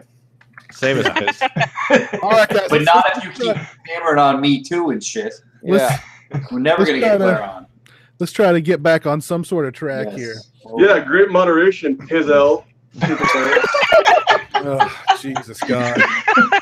I think the only community he did defend was the religious community. So please continue. Please save us, Freaky Jason. Save us. Whatever you want, just don't blow up a building. Jesus Christ! Like don't do it. See that poster? I do not advise that. That is very bad. That's not nice. Or that poster behind you, that's what this show is right now. What will survive and what will be left of all of us doing this podcast? So Orc is for the Patriots. I got that vibe. He's a big fan of this brandy. No, hang on. Can I get fuck Philly sports fans? Can I just get that with a Canadian accent, please? You know what? I fucking hate the Flyers. So I hate the Flyers. Thank you. Can I get a wireless? If anybody wants to do a YouTube of Flyer fans, you'll see what we're talking about. So I get a little bit of what Orc is saying. City of Brother only loves my ass, but anyway. It's levels of hatred though. Like, yeah, they're awful, but there's a level of awful that is the New England region that I just can't. I can't. Yeah, it's like no matter how bad the Philly fans are, the New England fans, they're really Just because Orc said that, I want the Eagles to I'm win. not gonna be part of it. Hey, Bruce, don't make me get in my car and come visit you. Dr. God, have a That's a bye from the Just kidding. I can't. We've got a lot of hate for the Patriots in the chat tonight. Also, well, sorry guys, but this is coming from the same people that said Lethal Weapon was better than Die Hard. We won, so it doesn't matter. I mean, I missed that episode. Is that what they say about the Patriots? Hey, we won. It doesn't matter. The rest were cheating. The balls were underplay. Whatever. It doesn't matter. Take your football, inflate them, and do whatever you want. Mike, don't talk about how you like your balls, okay, buddy? I mean, we like your wisdom, but not here, okay? Jesus Christ. Who's doing the halftime show? Justin Timberlake, baby. Justin Timberlake. Charles Brandy. So this is Charles Brandy. Timberlake celebrating what, like the 10-year anniversary of exposing Janet Jackson's nipples. I was gonna say, maybe he'll do it again.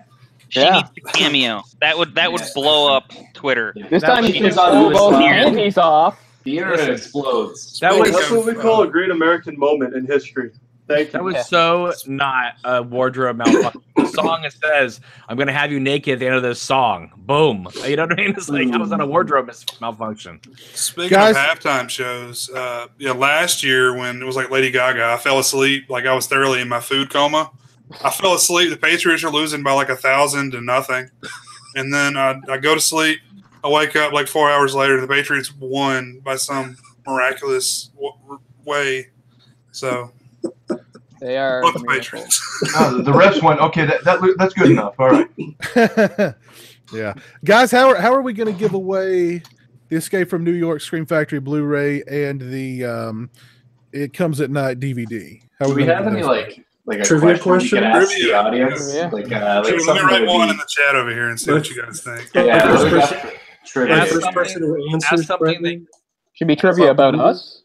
Ask something they can't Google. They have to know. They gotta know. You guys. Orc suggestion of the week. What is Jay's favorite coma food? Good luck. What's the average times the F word is used on this podcast? Wow, that's And it's like Scarface numbers. Orc, how many times will there be less of that word? All right, let me see. Let's take a look at the channel here. Let's see if I can come up with a trivia question that only a hardcore fan of the show would know. Yeah. So let's see here. Yeah. Guess all of our weights. Good luck. You can guess who weighs the least. Yeah, you do that. Rambo. Right, Cole, you fat fuck. Yeah, I'm literally watching the first episode right now, and Orc, you look like a child. Okay, I've got the trivia. I've got the trivia question, guys. Okay, Guys, I've got the trivia question. This will be for hardcore fans, okay? This was a guest on the show. Not like a celebrity guest, but a member of the Sausage Factory for a short time. He was from Sweden. He was on 2 or 3 different episodes of the show. He was responsible for creating our Sausage Factory logo, for a lot of the artwork that you see on Sausage Factory's social media. What was that person's name? Just the first name. Staring at the chat. Just the first name will work. We even mentioned him earlier on. We did. Yeah. Really good If you're question. paying attention. There's multiple tabs being opened right now by everybody. Yeah, they're like, well, we gotta find some more. Oh, Joseph Oh, we Purdue. got it. Joey Purdue. Congratulations, Joseph Purdue. You have just won the Scream Factory Collector's Edition Blu-ray release for Escape from New York. Congratulations, sir. Get in touch with me on social media or through my website, and I'll get this in the mail to you ASAP, sir.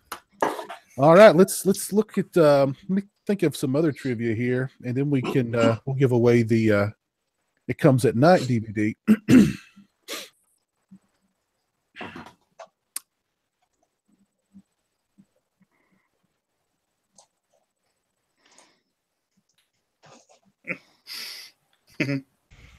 Awkward silence.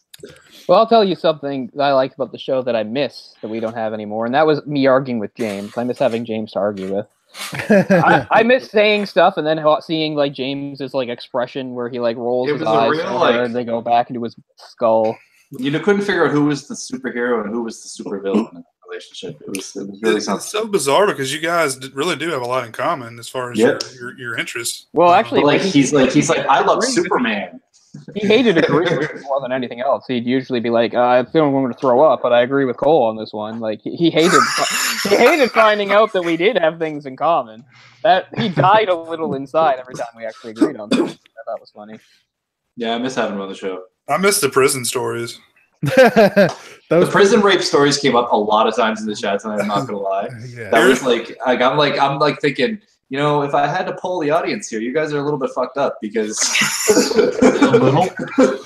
prison rape came up like 6 times. I don't know what's going on with it. How many cartons of cigarettes would Orch fetch in prison? That was one of the. That's a good trivia question. Except we never got a clear answer, I really. never really got a good answer on just how many cartons of cigarettes Orc could fetch. And what happened to that guy that was in prison that said Orc was his favorite? He's probably back in prison. Yeah, I was gonna say, yeah. With the what was up with that guy again? Didn't he So I have? guess that means he would command a premium price. He would, yeah.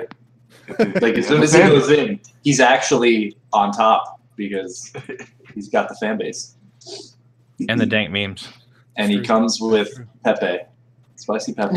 Don't say comes with in prison. That's a good point. The auction starts at 5 cartons. Who's got 6? Ooh. Mike, do you have any interesting prison stories that you haven't already told on here? Oh, I have a few, yeah, but Oh, man. oh boy. Well, there's an 8-hour limit on the hangout, so go ahead. Yeah. Well, I worked juvenile in the gang units. Oh, shit. It was, yeah. Bloods and Crips. Yeah, it was the horrible things people do to each other is just unimaginable unless you watch it and you go, oh wow, I really didn't think there was a human alive that would actually do that. But yeah, and a lot of them were minors, so I don't really want to go into too many details about stuff like that. But the things that they would do to each other were unimaginable. Yeah, and when you have to be the one to break it up, that's that's not things you want in your mind. Yeah. I'm glad I had to get out of that. And that's why you drink so much fucking mellow yellow knockoff. The original stew. PTSD here. Let's get something happier. Which I'll be happy to announce, Piz. Thank you for giving me the segue into Orc's announcement moment. And next week we'll be doing a marathon to fund B-Movie Mike's vaping habit. So please donate. He needs more of that Scooby Snack vape, and we have to provide. We need the cranberry, fancy. strawberry, coconut mix, fucking bubblegum mint, fucking vape for Tonight is Max Melons. Oh, I think I'm gonna start vaping just because of Mike. 2 X's. I thought about doing an episode. Just don't Make say it so glamorous. Coming in darkness. And just wait for the whole episode. if I could just be like half as cool as Mike, Mike just screams badass. Like I just want to be like Mike. Yeah, you like Mike. Vaping on the Halloween episodes is always really effective because it seems like there's a mist. Because he always has like the glowing pumpkin in the background. Like it's creating a nice mood. Christmas is nice too because he's got the Christmas lights out, and then the stuff like that. It's like you're watching like some old school Dickens shit. Yeah, Mike's just kicking back and like I always think Mike is this like DJ in the middle of nowhere. I would love to listen to the show that you just described. Like the middle of the night, you throw on the radio, and it's like Mike just smooth talking. This is B-movie Mike. That's like the zombie movie I would make. There's a zombie apocalypse and things are wiped out, and Mike is like this lone DJ. Last guy on the radio. He's the only guy on the radio sending out. I want to see that movie so bad right now. I'm going to tell you about the real horrors of Disney World. Oh man, I look at Master of Puppets, and to reiterate, I am not a neo-Nazi. Enjoy coming back after this commercial break. The beginning of Mike's radio show would always start with where he blows out a big vape cloud. Yeah. Hello, welcome to B-Movie Mike's Radio Hour of Power. Got a taste of the strawberry shortcake vapor. All right, guys. I've got a trivia question. This trivia question, if you answer it correctly, you will win. It comes at night on DVD as generously donated by our very own Jay the Stingray. In season 2 of the Sausage Factory, we did an episode about conventions. We had a guest who is a convention organizer on that show. A, what was his name? And B, what convention was he affiliated with? I don't know the answer. I wasn't there. I'm staring at that. Come on, guys. You can do this. I remember what he looked like because I watched the show. You can do He this. fit in. Yeah. No. Bald Bald white guys, I think. Pretty much. he was a very good guest. Very good guest.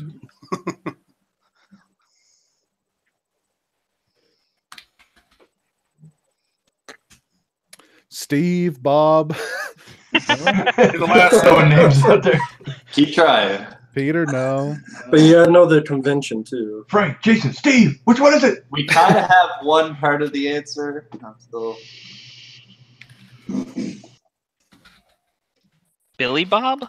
Is that what you're referencing? Somebody got the first half. They got of the it first correct. name, but they didn't get the convention. Yes. Skippy, the bush kangaroo. Close. We need the gentleman's name and what convention he was associated with. Hang on, hold the fuck up. This contest is going to continue, but Joseph Perdue, you're receiving the awesome gift that I donated to TSF Nation because you're such a loyal fan and I fucking love you. But you can't receive Escape from New York and say fuck Tom Brady. Come on, man. What that's gonna You didn't realize that's gotta you were there. Oh, it's too much. If anything, we need to give him something It's else. a good thing Pazel Drama. already has the Blu-ray because Orc would withhold it at this point. Absolutely. Perdue, that's crossing the line, man. I am going to fucking There we slip go. my mouse cord tonight.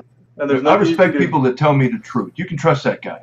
He's a There stand-up we guy. go. Check out the chat, Pizza. All right. Congratulations, Holiday Styles. You've got it. You've won. It was Jeff Waldridge, and he was a promoter and organizer for the Scarefest convention in Kentucky for a number of years. So congratulations, Holiday Styles. If you get in touch with me on social media or through my website, and we'll get you the DVD of It Comes at Night ASAP. Do you go to conventions anymore, or is it just the horror stories I keep hearing? No, let's see. I went. I do about one a year now, sometimes two. The last one I went to was Horror Hound in Columbus. It was a lot of fun. Cool. Yeah. Because I always hear like bad things about conventions, like "fuck this shit," "rip me off," and all that stuff. Yeah, well, I mean that happens. That's cool. That happens. I'm going to Pensacon here on the 23rd, so I will get good and drunk for the entire weekend. What kind of guests are they having there? It's the Fright Night reunion, but man, it's stacked. But let's check out the lineup at Pensacon. Is it all kinds of stuff, or just horror stuff? Or yeah, this is really it really caters more to the. There's a lot of cosplayers that go, which I mean that's nice to look at sometimes. But got Lou Ferrigno, Paul Blake, Amy Dumas, Fraser Hines, Chris Sarandon. This is the one we went to like 3 years ago, and Adrian vowed Barbeau. we would never go back. And now we're going back. So okay. I'm just going to go on Friday. So going on Friday and just going to be hanging out the I'd rest of love the to time. do a good horror convention sometime. That'd be awesome. We get like a sci-fi convention up here. It's pretty good, and I've missed the last couple of years, and there's been some pretty good guests. But I definitely got to go next year. Got Brittany Daniel going to be there. Ray Park. Mm-hmm. Oh, I love Ray Park. There's a great Paul video Soda? out there right now. Ray Park and Hugh McGregor. like practicing the sword fight. Yeah. Yeah. It just kind of shows like when you watch it on the screen, you're like, oh, it's so fake. But they're like actually with like sticks, like doing the cool moves and shit. And you're like, oh, they actually practice that shit. I mean, that's some of the best stuff about the Phantom prequels. Menace, yeah. When they did that, Phantom like Menace when they was good. changed lightsaber duels, they changed them for the better. Absolutely. There's all kinds of trivia about that one in particular that they were like going at each other so hard they were like breaking the sticks. Mm-hmm. When you watch that So video, like in the like, they practice look like that they're some of that fighting. happens. Yeah, Yeah. like it's intense. Like They get pretty bent. yeah, they really Right. go. Like it's I'd never seen it before, but like in Ray Park, you look at him like you're like he wants to kill him. Like you know what I mean? Like the look on his face, and like he's really getting into Maul while he's doing it. So it's like he's really like kind of like into the moment. They finish up and they're like laughing. Ray Park basically introduced the butterfly kick to the general population. A lot of people. Jay the Stingray, when you go there, meet Steve Dash and it's I'm trying to fight him. I'm going to fight him. just bring up Warrington Gillette to him, just casually. Follow into the bathroom and fight him. Just like excuse me while I shave here with my Gillette razor. See what happens. It's really weird the way they've got that thing set up. It's a huge thing. It's like this. It's like a big. I don't know, I guess they play like sports inside of there, but it's just like all these like random little rooms in this giant cement building. It's really bizarre, and like the vendor floor is set up like where the ice rink would be or where the basketball area would be. So it's I've never seen anything like it before, but it's. What was wrong with it? They've got a ton of people, man. It's just all so split up. It's just lots of little rooms with. It's kind of hard to find out what you're looking for, And when we went before, the reason why the guy I went with, Dale, he was so pissed off because the vendor area was so packed, we couldn't even get in. Like we waited for like 2 hours and we couldn't even get into the vendor area, so we just left. And he was really interested in getting down there. Some stuff he wanted to get, but wasn't able to. So That's like the worst thing because the vendor areas where they like, you know what I mean? Like, I like all the other things about conventions. I love going and watching guys talk. I love going and meeting people and stuff like that. But that's where the money gets transacted. Right. Like that's the big, that's sacrilege, really. But no, it's like we were taking numbers and sitting in the bleachers, and it looked like there was a sporting event going on because we're just sitting in the bleachers looking down at this convention area that we can't get into. That's stupid. Oh my God, you've got Pete and Pete from the Adventures of Pete and Pete. Okay. And you've got Christy Swanson, the original Buffy. Ooh. Oh really? Nice. Okay. Yep, not bad at all. From Mannequin 2. And Mannequin 2. That's right. Mannequin 2. Electric Boogaloo. You heard it here first. Mannequin 2. Oh. The movie has like a big cult following somehow. Deadly Friend. Yep. And higher learning. She played the lesbian. Brent Spiner's going to be there. Barbara Hershey. Data? I mean, it's stacked, man. Yeah. Brent Spiner was here a couple of years ago. Yeah, I was going to say, I missed him. I missed so many great guests here in the last couple of years. It makes me sick. I don't really care about TV people. I wanted to see Mitch Pileggi last year. I missed Mitch Pileggi from X-Files. Walter Skinner? Yeah, I That's miss awesome. him too. Yeah, he was doing a movie No. up here, so Yeah, he popped I have in. no idea who that is. That's Mitch. That's Mitch. No, what was his name? Horace Pinker. That's Yeah, Pinker. that's There you Shocker. go. That's another great reference. I always see Walter Skinner, but No Bronson Pinchot. Not yet. not yet. That Now or we got so Julia White. happy, we do the dance of joy. They need Julia White there. There's a reference for you. Perfect Strangers is on Hulu right now, so I've kind of been mowing through those. Oh man, if I had that on a streaming service, I would watch every episode. There'd be no way. I'd be in me posts every day. DJ Donnelly wants to know, Stingray, if you like Roy and the new map in Friday the 13th game. I haven't played as Roy yet, but I've gotten killed by him quite a few times. One thing that annoys me about him as a counselor is that his music is so damn loud, and it gets pumped into my earphones. So it's like whenever he shows up, I'm always turning my volume down. I'm not even paying attention to the fact that he's trying to kill me. I don't know what that's all about. The new map I like better than the Jarvis house. The Jarvis house is probably my least favorite map of all of them. I like the new map. I haven't played Roy live in a game, but I have taken him online with the bots to kind of get used to him and to get used to the new map. And he seems kind of quick. I like that he's got more throwing knives than anybody else. He seems like a pretty solid inclusion. I like the new map, so I've been having fun with it. He is pretty solid. I like him. He's very balanced in that his weaknesses are all human weaknesses. He has weak grip strength. When he gets stunned, he's easily stunned, and when he gets stunned, he's stunned for a long time. But other than that, I mean, he can run. He's got lots of throwing knives, and he's got a pretty good supply of traps. I knew I wasn't going to get to play as him, so like Tiz was saying, I just I kind of went into bot mode and just played one bot match and killed everybody. So, but like he's got some, well, you've seen probably all the kills, but one where he chops off both arms and then the head, that one's pretty awesome. And then there's one where he goes like this and this, like Baraka style, like in through the side and through the top of the head, or through the bottom. I don't know. That one's pretty cool too. Yeah, He's got one where he slit your arms and let you bleed out. Yeah. Yeah, so he's got pretty cool. That felt like a little off the top or something. Does Debbie Voorhees make an appearance in this game? No, but you can find the towel in the field where she met her demise. There's no trailer park though. There's no demon trailer park. No outhouse. No enchiladas to give you Such a missed Go to opportunity. Ethel's house. And that map is enormous. There is no reason why they couldn't have put one trailer and one outhouse out there. I mean, come on. Come on. Ethel and Junior's shack is pretty cool, though. Yeah. I was surprised. Yeah, like I was, in the movie, you only really see the kitchen. I was surprised how neat that house is. It's very neat and tidy, the rest of it. So, It's like a formal dining room. Yeah. Like I didn't recognize it at first until I walked in and I saw the kitchen and I was like, "Oh, this is it. This is it."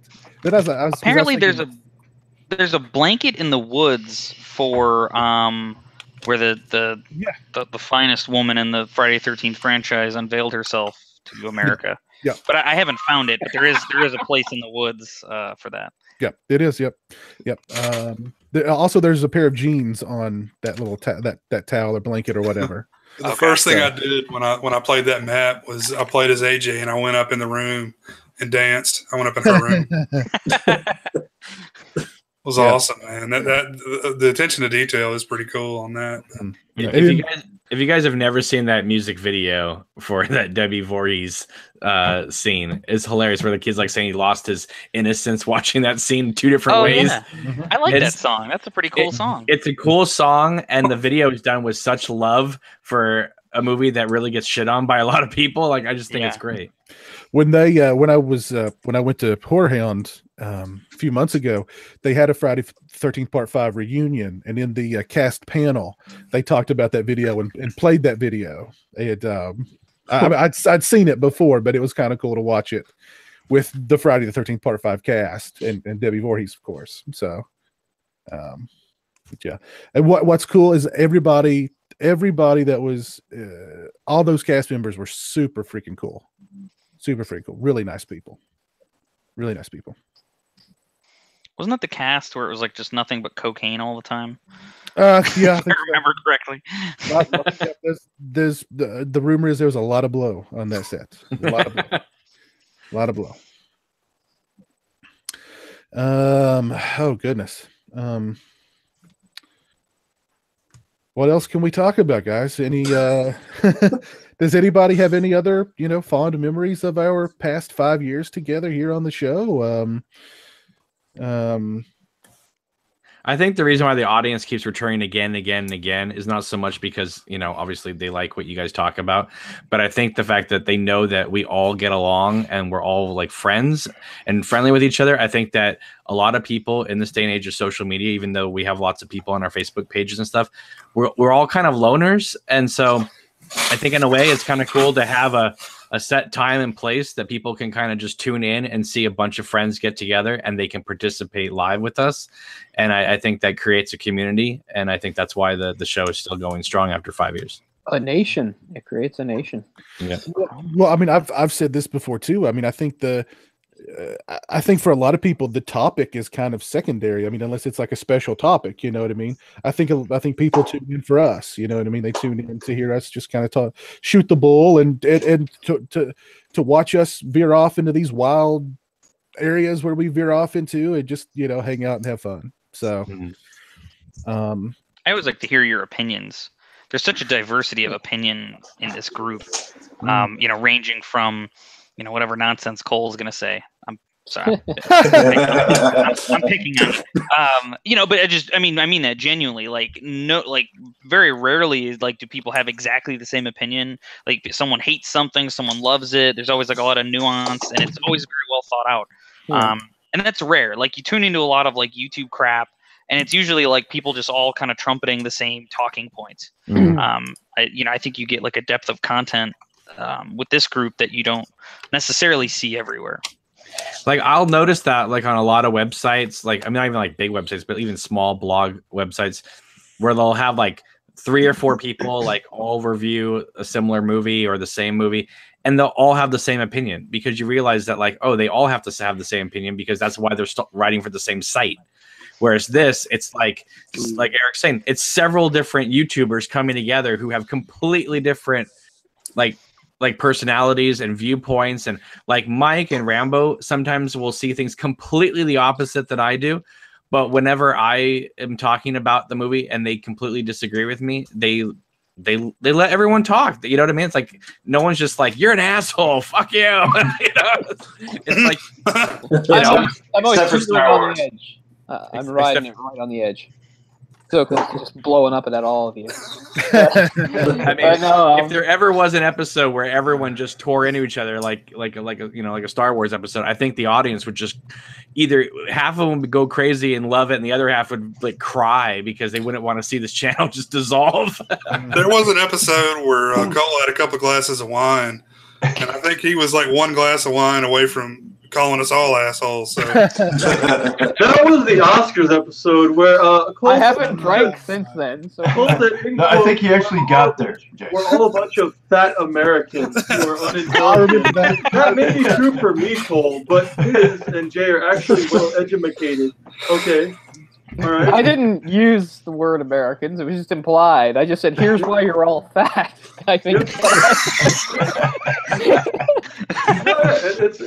discriminatory. I'd had a few. I'm sorry. It was the Oscars, and I was just trying to prepare myself. Well, let's see what's going on out in the chat here.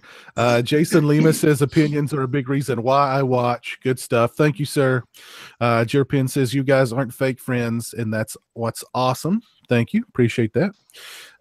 Jewel, Voorhees Chasing Ghosts wants to know who's our favorite Friday girl and why. Mine would be Debbie Sue Voorhees, and I can think of 2 big reasons. I've always thought Trish was my favorite, Tommy's sister. I think when we talked about part 4, we did a live commentary or whatever. I just always thought she that scene between her and Jason that kind of they run between houses, and then she's just really hacking at him, and then we know all the behind the scenes stuff where Tom White basically was telling her just come at me, like just as hard as you can. And I think it shows on screen. I don't know. I just think she's tough. And I just don't think she gets enough like love and attention. Like Amy Steele gets all the love and attention as a Friday girl, and I think Trish deserves some. I agree. I totally agree. I love the part where Trish like turns around with the machete. She's like, "Come and get me." You know what I mean? She's like, they're two different. Give you this. I've always thought like Trish was like the badass, like heavy-handed. She like kicked his ass. Whereas Amy Steele is like the cerebral version, right? Like she kind of got into his head, messed with him, and it's. She kicked him in the balls too. Yeah, she kicked him right in the balls. She was up against a different Jason. She was up against a totally different Jason, but I always go for Ginny. Ginny's my favorite too. She feels like there's like a, I don't know. She's like the perfect final girl to me. And I've watched a lot of different horror movies. I just can't get over how she's perfect in that role. But I can see completely with Trish because she's so badass. She hacks the shit out of him. It's great. My favorite Friday is part 3, and she's like not one of the best. Oh really? I like her. I like her, but after hearing like behind the stuff with Amy Steele, I don't know. She's got to be like number 1 for me because I don't know. She just seems like a really like happy-go-lucky kind of chick. Yeah. Even like. What was it? His name was Jason. That DVD came out, and she just seems like a really cool person. Well, there's a when you see people after the fact, I never ever really thought about Friday 1 a lot in the final girl department, but after seeing like so much stuff with what's her name? Adrienne King. Yeah, she's totally won me over. She's wonderful. Like I've seen so many videos with her, and she's done so much. Like I've not been to a convention myself, but she does the convention circuit, and she just seems like a sweet lady, and she's just really, really nice. And she's won me over too. Like I often think of her as a great final girl because of that. Because I never would have thought of that before. Because she's up against, I guess, Mrs. Voorhees in a way, and it's kind of like a weird thing. But Adrienne King, Amy Steele, and Kim Beck are all really nice to me. And Adrienne King is like, you know what I mean.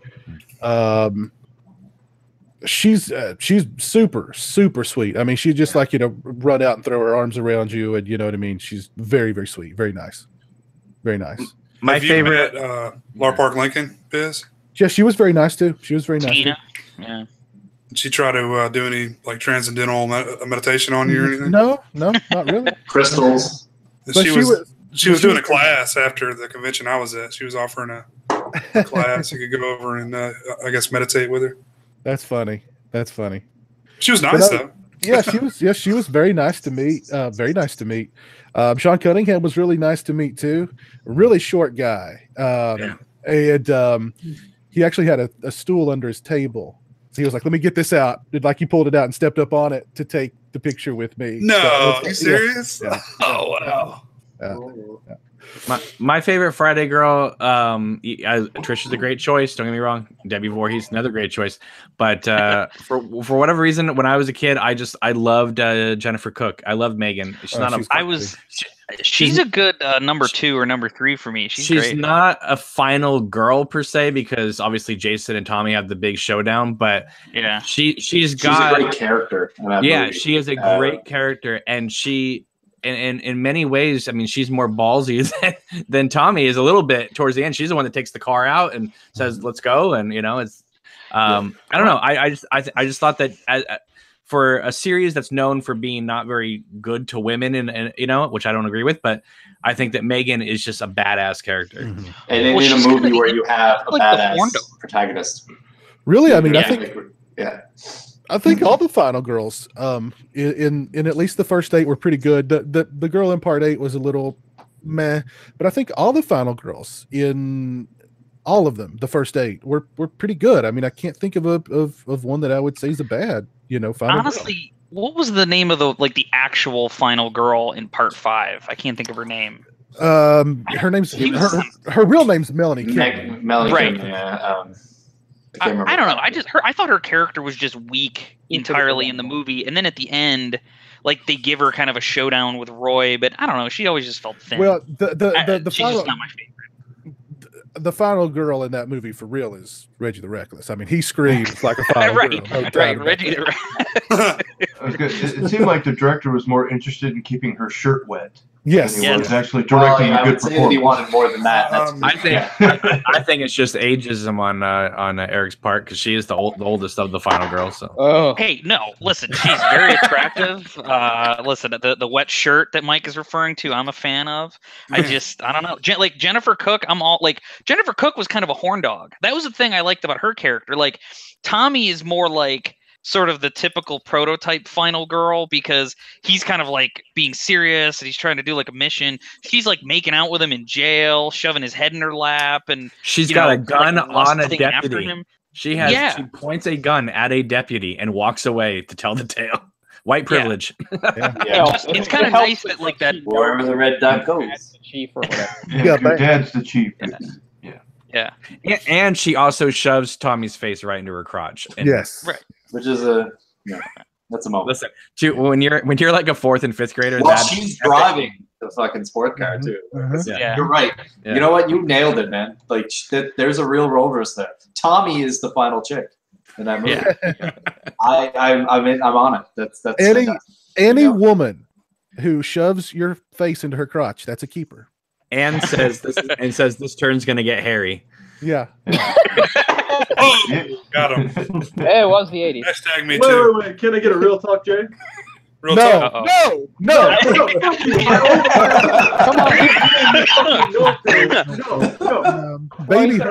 Baby Herman says that Tom Savini took $20 from him and wouldn't sign his print.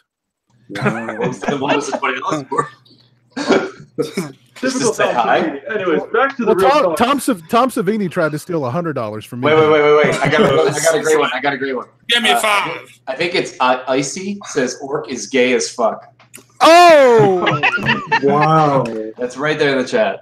I'm just putting it up there. Orc equals gay as fuck. Anyway, we're gonna continue with the memes because I know way more talk. Hold on. Just kidding. Movie Man 95 just said, we all know that the best final girl is Jessie from Freddy's Revenge. I think he's spot on. That's good. So listen, Mark Patton is one of my favorite Scream Queens. When does his documentary come out? Is he still making it? I think so. Okay. I think so. 'Cause I want to see it. Hey, Cameron, but real talk, is this your favorite movie?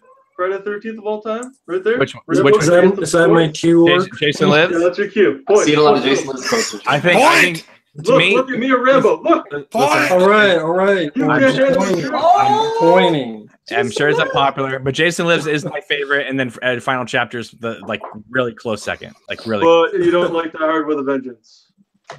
No. Because this is the same there movie. Whoa. I must have missed something. Those Die are the Hard with same Vengeance is one of the best movies of all time. I Let's do know. a commentary for that one. I want to find out why Cameron hates Yeah, it so much. exactly.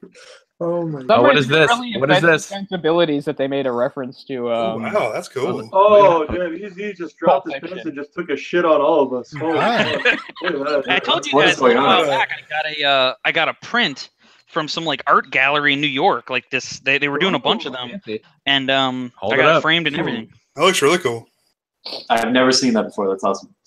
That image, that print. I've never seen Eric stand up before, so that was awesome too. Eric has legs. Legs. Holy shit.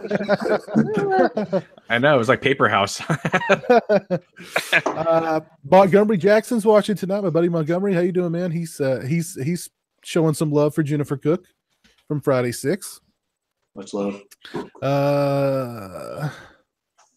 She also aged pretty well. Like when she appears in like the documentary, She did, like yes, you're Jennifer right. Cook looks damn good. The chick from Part 8 aged very well too. Oh God, yeah. Oh yeah. She was Jennifer Baggett? Tim Taylor's hot sister-in-law on Home Improvement. Just Listen, random. I think the girl who played the final girl in Part 8 probably would have been even more memorable if the movie had maybe been better written. You know, like I think if it was a better movie, we probably would have liked her more. You mean it was a bad movie? It's hard to like. So she is the final girl, but she doesn't really do anything. That's the thing. Like all the other final girls, I think are very active. She's mostly just running from Jason the whole movie. I mean, like, yeah, she stabs him with a pen at one point, but most of the time she's just kind of running. And she doesn't even stop Jason. The sewers stops Jason. Yeah. Right. Exactly.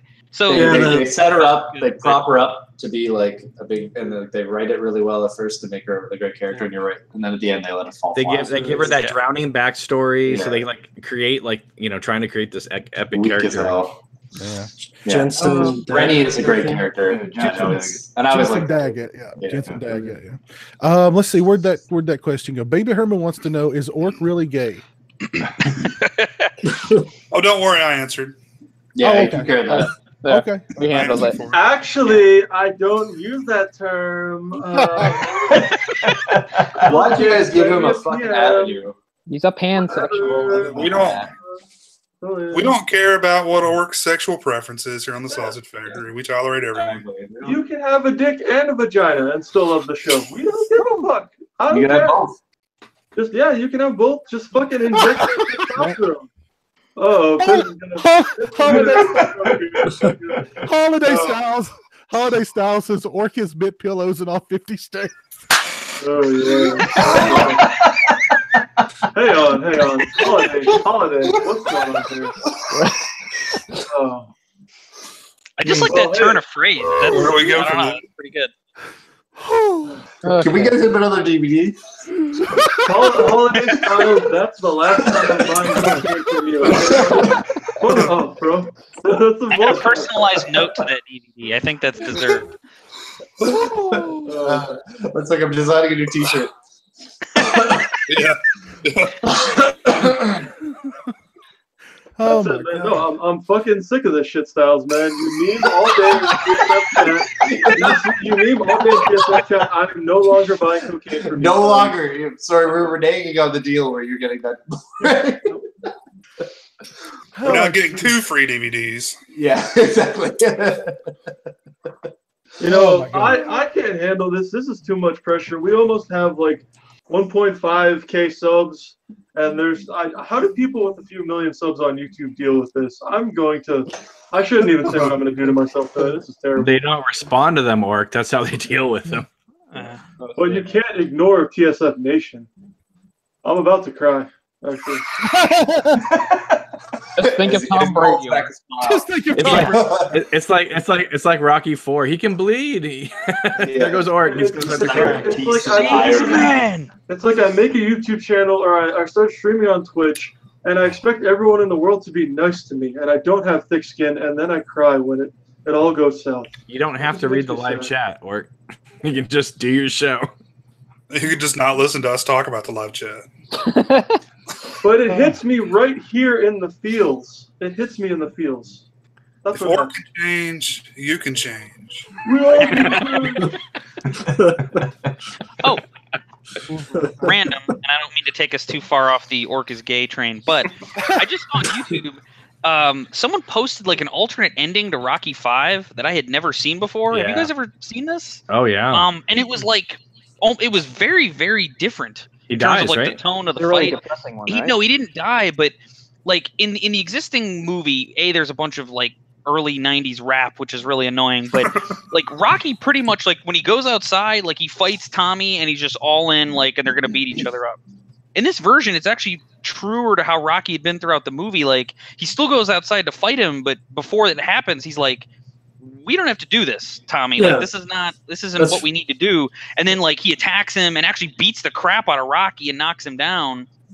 And then you get a different Mickey vision where Mickey tells him to beat the shit out of him, which is not, that's not the I'm a whispering in your ear thing. And there's no rap music, it's the actual Yeah, it's score. like the actual Rocky score, which I liked a lot better too. That's And- but from he- the Rocky 5 work print that's on Daily Motion and such. I've seen that. It's a better okay. version. It's a better version of the movie than the theatrical cut. Who had final cut over that? Was it Stallone or John Avildsen? Like, who made the decision to change it all up? Sounds like it's not Stallone, because that ending makes a little more sense where he like doesn't want to fight him and stuff. But anyway, Yeah. Not sure. Because Be like interested to do that. the existing movie, like to me, it's kind of like a big change where just all of a sudden Rocky wants to beat up his student, and I don't know, the version I just saw, which again I guess I'm late to the party, but I actually liked it better. I just thought it was truer to like Rocky's character. I mean, it's still a cool fight and everything, but It's a shame they I didn't don't put know. on the Blu-ray as an alternate version. Exactly. Like, why is it I'm seeing some crappy version on YouTube? Why isn't this on a DVD or Bluray or something? Anyway, I'm I've sorry. never heard of an alternate ending to that before. That's Well, the original ending was that he was supposed to die. Yeah. Yeah. I think that was only scripted. Like I don't scripted, or that was in a version of the script. I don't know that Yeah, was I don't ever think actually they filmed it. though. No, they didn't film it. Well, since this is the 5th anniversary episode, I'm expecting big things in Stingray Spotlight tonight. What do you got for us, Stingray? Whoa, whoa. You did not drink enough coffee yet. And here's your intro, Jake. Stingray Spotlight. Well, a lot of times, I'll go through periods where I'll be kind of bummed out. I don't see any good movies. But lately, I've been really pleasantly surprised by a lot of stuff in 2017. And I don't know what you guys think, but I think it was a pretty good year for film.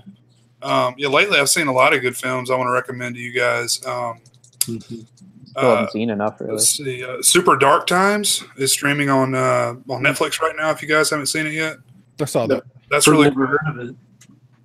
Yeah, it's like it takes place like mid '90s, Mm-hmm. and it's really just like a drama between teenage boys. Okay. And also saw Wind River, which was really cool. That's with, good. Jeremy Renner and whatever the other Olsen girl, Mary Kate. Elizabeth Olsen. With Elizabeth, Elizabeth. yes, Elizabeth Olsen. Yep. That was really good, and also The Killing of a Sacred Deer, which is one that I've been really looking forward to, which is really good. I was kind of blown away by these 3 movies, to tell you the truth. I couldn't get into Killing of a Sacred Deer. It's watching. really odd. The dialogue and the pacing is really odd. but Yeah. It's all intentional. Yeah, it seems like if they made that one a little bit more straightforward, it would have been a lot better. But it got a lot of hype. A lot of people love that movie. So Yeah, I can see what you're saying, but I really enjoyed it. cool. Nice. All right, nice. Okay, we've got people in the chat calling for Easy E's fondest movie memories. Okay, I got one. So when you guys probably remember the Abominations that were the special editions of the Star Wars trilogy that came out. At the time, I was excited about them, and I saw all of them. But I remember specifically my fondest movie moment for this week is when I saw Return of the Jedi, because it was kind of like the final one in the trilogy. The theater I went to was doing like a special trivia event before the movie. There was like a girl dressed up like Slave Leia and some other people, and they're asking trivia questions, and I got one of them, and it was an easy one. The trivia question was like what part of the Millennium Falcon gets knocked off as it's flying through the Death Star at the end.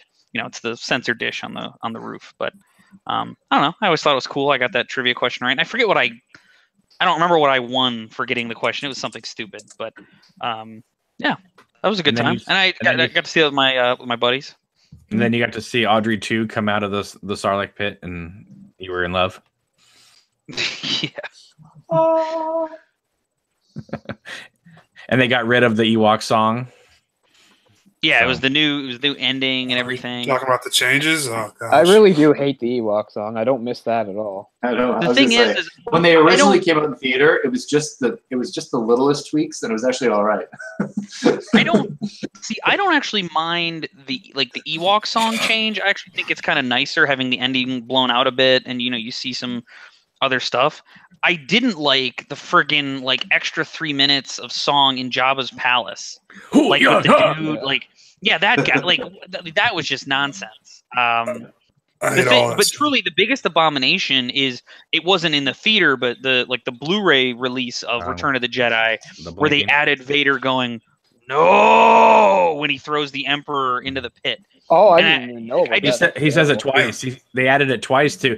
When I watched the Blu-rays for the first time, doubled I down. actually was like my head in my hands. He There's a couple doubled pretty down. painful. He doubled down on Revenge of the Sith and made it rhyme. Yeah. That's I awesome. refuse to buy those And I movies can't because of that understand. stuff. He's supposed to be a filmmaker. Less is more. Why do you need him to say anything? The emotion of the moment. It's like he doesn't have to say anything. He's just grabbing this dude and throwing him in the pit. And the Emperor too is screaming. Why do you need Vader saying something too? Well, I'm sorry, we're getting off he on falls a victim track. to Sometimes that's the best thing about Vader is how he conveys emotion through a mask saying nothing. They do Right, look he just really- kind of like looms over people, and the just good his news presence is terrifying. the good news is Disney bought Fox. So we're gonna get them. We're gonna get them because now they own A New Hope for real now. Mhm. And so trust, Disney loves money, and Yeah. those original movies will be out on Blu-ray. I'll buy those. I absolutely Fucking will buy Magic those. Kingdom right before it That's what I starts, and I'll want. buy them. Nice. I was gonna say about Lucas, he falls into the trap that a lot of directors do. Movies are never completed; they're abandoned. I just watched a documentary about Goodfellas, and Scorsese said he was watching it in the theater, and all I could think about is stuff that he should have done and what he would change. And the producers looked at him and said, "Marty, let it go. It's done." But Lucas ran into the capability of being able. He didn't have somebody to tell him that. Nobody would tell him that, so he just kept going back and changing and going back and he changing owned everything. And he took something that was really, really good, and he just fucked it up because he couldn't stop. But When he didn't you even like. see- Oh, go- sorry, I'm- when you see some of the behind the scenes stuff of like the prequel movies, Lucas pretty much went unchallenged in almost everything that he did. And those movies to me very much look like first drafts of ideas. Like the creative process is supposed to be a process with give and take and some grinding down of the ideas. And it's just very clear that he just got to put, whatever just farted out of his brain on the screen. I love that. Without any critical eyes judging him. Natalie Portman is a really good actress, and you watch her watch her in those movies, and it's like what you can say what you want about Hayden Christensen, whatever, but like when you watch Natalie Portman, who I've seen do really great acting, land those lines, I'm just like, holy shit, you can't. And he never. It's like she did the scene, and he never said, "Let's try it again." Sure, whatever. Like you know what I mean? Right. Like it's like There's a behind the scenes shot of her asking him, "Now, what do you want?" He said, "Oh, don't worry about it. It'll look great." Yeah, that's all he cared about was what the visuals. He's like on the last sword fight at Revenge of the Sith. People are asking him about the context of it. He goes, "Oh, I just wrote in here and they fight. It's going to look great." And Spielberg directed it. Yeah, Anyway. and I think the best Star Wars films are the earlier ones, mainly because he had a filter to go through. Yeah. Now somebody else directed, Empire and brought in a whole darker tone to it. And I think his best work is filtered through somebody else. But he also was making adjustments from the very beginning. I mean, from Star Wars coming out, the first time it hit VHS in 1981, it said Episode 4. So he had already made a change. It wasn't like the DVDs came out and special editions, he made changes. He had been making changes for 25, 30 years. So when people say they want the original versions, the question is, which version do you want? Because are we going to go back where it doesn't even say Episode 4? Just Star Wars. I want that. Yeah, that's what it is. I'm never going to call it anything but Star Wars. That's what I'm not saying. Episode whatever the hell 4. I'm not saying that bullshit. But even when the VHS said Episode 4, New Hope, everyone still called it Star Wars. Yeah, it wasn't until Episode 1 came out that we started calling them episodes. And that just drummed up intrigue about like the other unwritten, unfinished. You know what I mean? Like it's. Like I talked for years about with Cole about can you imagine what the Clone Wars will be like? And then we got fucking Attack of the Clones. Yeah. Well, what was your initial impression? What was your initial impression of that? Attack of the Clones was one of my. I can honestly say, as much as I defend different Star Wars movies, I walked out of that most depressed in the world because I had built up such a vision of Clone War in my head. Because it was just something I don't know why of all the things, but that was one of the. And I remember just being like, "What?" I was in the theater and I just wanted that movie to end. I just wanted it over with. They're going to the factory on Geonosis, and I'm like, "Come on!" I really just wanted it to end. Wow. I think I was overwhelmed by the spectacle at first, like all the Jedi fighting in the Colosseum and the Yoda fight. That was kind of just interesting to me. And so I think I had kind of rose-colored glasses on the first viewing just because I thought that stuff was cool. It's just upon return viewings, when friggin' Anakin and Padme are just lounging around on Naboo, you're like, I can only watch that movie skipping those scenes. The last time I watched the movie, I just skipped all those scenes. The movie's kind of watchable if you do that. Kind of. I've watched that movie twice, I think, ever. That's the one I hate.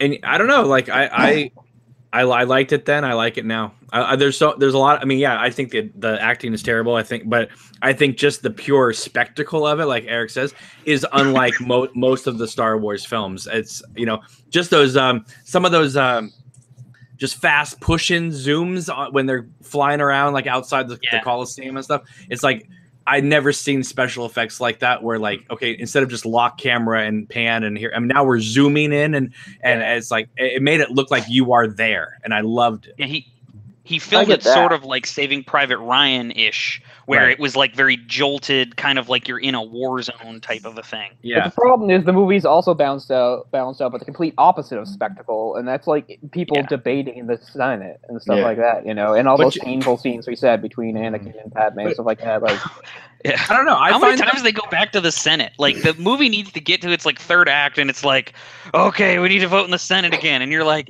oh my god. There's a reason for that. There's a reason for that because I saw this thing where they said, you know, George Lucas, you know, when he wrote THX, American Graffiti, and the first Star Wars, you know, this is who he was. He was a low budget filmmaker who was, you know, he was trying to get out of his hometown and do these things. But now he's a CEO who goes places, sits down and has meetings, goes places, has meetings. And so this is what he's writing. He's writing the fact that everyone goes to a planet and has meetings. Well, it's an all fact that that's what kids like to watch. Yeah, I mean, there's nothing better than sitting down and watching a bunch of bureaucrats debate flying fucking chairs. Hey, I look at all these crazy people, all these people screaming about The Last Jedi. All these people screaming about The Last Jedi. It's like, you know what? Are these movies for kids anymore? It seems like they're being made for screaming 40-year-old adults. So, you know what? I can agree to that. Yeah. I'm almost 40, so yeah. The Star Wars cartoon, fortunately, I think redeems the idea of the Clone Wars. In terms of like what you were talking about, like, you know, the spectacle of that. Because I actually think the Clone Wars is pretty good. And the reason I think it's pretty good is it's a team of writers, and Lucas kind of guides it. But you have, to your point about like him going through a filter, like it's these people executing George Lucas's kind of ideas and like making them real. And that's why I think that series, which is canon, actually turned, like, there's some really great Star Wars concepts and things that show up on that show. Well, I think Cole and I were talking offline once about like there are Force witches that appear on that show, and just the idea of like, you know, we're always talking about the Jedi and the Sith. Well, why couldn't there be some other like Force that? And sorry, I don't mean to use the same word, but like some other group that uses the Force, but that isn't really beholden to these two concepts. Like that's a really interesting idea. I mean, I understand why it's not in the movies necessarily, but there's good content there. It's just Lucas doesn't know how to execute it. I like it for Count Dooku because I think Count Dooku is a great character, but we only get to see a bit of him in the worst movie, and then he gets killed off at the beginning of the first movie. But that all takes place in between. You get to see like Count Dooku's machinations and how he led the Separatists, and they were basically putting on a war for show. It's all really interesting, but you don't get that from the movies. You just sort of like, here's Count Dooku is really evil. He fights Yoda for 2 seconds, leaves, and then he's killed in the first scene. Of the next one. What I've loved is watching this turnaround in the Star Wars fandom, which is we hate the prequels. The prequels suck. The prequels suck. Oh, this new series. Oh, it's just too much of a retread. Oh, it's abandoning what Luke Skywalker really is. We missed the prequels. Like now there's a whole return where people are saying the execution may have been bad, but we love the idea that the prequels were setting their own path. And so now there's this big turnaround where everyone likes the prequels now. That's just impossible. It's insane. I don't like the prequels now, although I do defend the third one. I think Sith is as good as it could have been. They sort of forced themselves into a corner with the first two, and then I don't know. I don't have any problem with Revenge of the Sith, really, except for the usual carryover stuff like Hayden Christensen. I do like it when Obi-Wan says, I have the high ground. He's like literally like a foot above Anakin. Baby Herman wants to know what our favorite horror movies of 2017 were. Do you guys have any favorite horror movies of 2017? I need to like see what the hell I saw. Yeah, I'd have to think about that. The Void will be my first pick. Okay. The first one that comes to mind for me was The Transfiguration. Love that movie. I think I've seen that. It's a popular pick, but I really enjoyed it. I thought it was fantastic. It's probably my favorite. It's my favorite too. I like it. Would probably be number 2. I'm trying to think of what. But I mean, I probably only saw like 3 actual horror movies from 2017. So. Hated that movie to death. Yeah, I was trying to see what I even saw that was horror. I've seen half of Happy Death Day. It was kind of cute. I like that. Kind of cute. What a backwards compliment. Well, I mean, it's not really a horror movie. It's more like a comedy. So yeah. I haven't seen Get Out, but I've seen what the hell. Oh yeah, yep. I like to Get Out. Yep, It's okay. I don't Picture nominee. I don't know what the big deal is. It's Yeah. like Seems to be a bit overhyped now. it's Yeah. like the So- Stepford Wives is what it is. That's what I kept saying. It's like it looks like the Stepford Wives. Then I watched it. Yeah, it's like the Stepford Wives. If it wasn't for the social commentary, that movie would not be nominated for Best Picture. Nope. The movie Not at all. negates its own social commentary. Towards the end, there's like dialogue from a character that completely negates it and says, "Oh, it doesn't actually mean anything," which I think is hilarious. They say it right in the movie. Means nothing. Did any of you guys see Mother? Because that's on the list of horror movies, and I had no interest in seeing it. But It's not a horror like- movie. But Yeah, I love it. watched about half of it and I dropped out. It's absolutely okay. awesome. Oh, you liked it? Okay. I love Because it. I've heard either people, oh man, it's amazing, and I've heard other people, this is like lighted on fire, it's terrible. I've never like there's no middle ground on that one. It seems. I don't know how you guys would watch this, or even how I could watch it again. But one of the only horror movies I saw in 2017 was a really good one that was actually made by a filmmaker from here in Nova Scotia. It's called The Crescent. In some ways, it's kind of just a predictable kind of plot. It's about a young woman and her son who's like a toddler, and the husband just died. And like to get herself together, she goes to like this house by the ocean that like her family owns, and then weird stuff starts happening and stuff. But it's really good, and it's really really small, low budget type movie. And if you like Cronenberg, there's some good Cronenberg-esque stuff in there, and it's really impressive. I even got to randomly by accident meet the director, because what was funny was he was there the night of the screening of the movie. This is back at the Atlantic Film Festival. I didn't stay. It was late, and I wanted to go home. So there was a Q&A, and people asked him stuff. I didn't stay. I left. Or no, I did stay, but I didn't ask any questions anyway when I left. But then like a few nights later, when they had a special screening of, I told you I got to see the restoration of the Italian movie you guys all know, Suspiria. Suspiria. Yeah, when I went to see the big thing of Suspiria, he sat right next to me, so I got to talk to him a little and stuff like that. So that was fun. But anyway, it's called The Crescent, and it's not nothing amazing, but it is a really cool movie, and it has a nice tone and stuff to it. Did anyone see Victor Crowley? Has anyone seen Hatchet 4? Did that come out? Yeah, I don't think it's out. Yeah, well, I think it had a brief after They had the run. screening. Yeah, they had screenings of it around. Yeah, For steak. I dropped out after part 2. Like that. I don't know. It's nonsense. I was done after the first one. Have you guys heard of Hereditary with Toni Collette? Yeah. It's getting. I've been hearing some press about that. Like it's supposed to be like really scary, really good. It's getting enormous buzz. People are already saying it's the scariest thing since The Exorcist. Ooh. I've heard that. course. How many times have we heard this? Because Yeah. every 3 months, here's a movie scariest than The Exorcist. Another 3 months, scariest since the fucking. And can we have one film festival where a horror movie comes out and I don't get press about somebody had a heart attack and had to be carried away to the hospital? Oh, God. Like, Or best movie since Exorcist 2. I can believe that. The other horror movies I saw this year were Rings and The Bye Bye Man. So oh God, low bar. you're still a horror fan?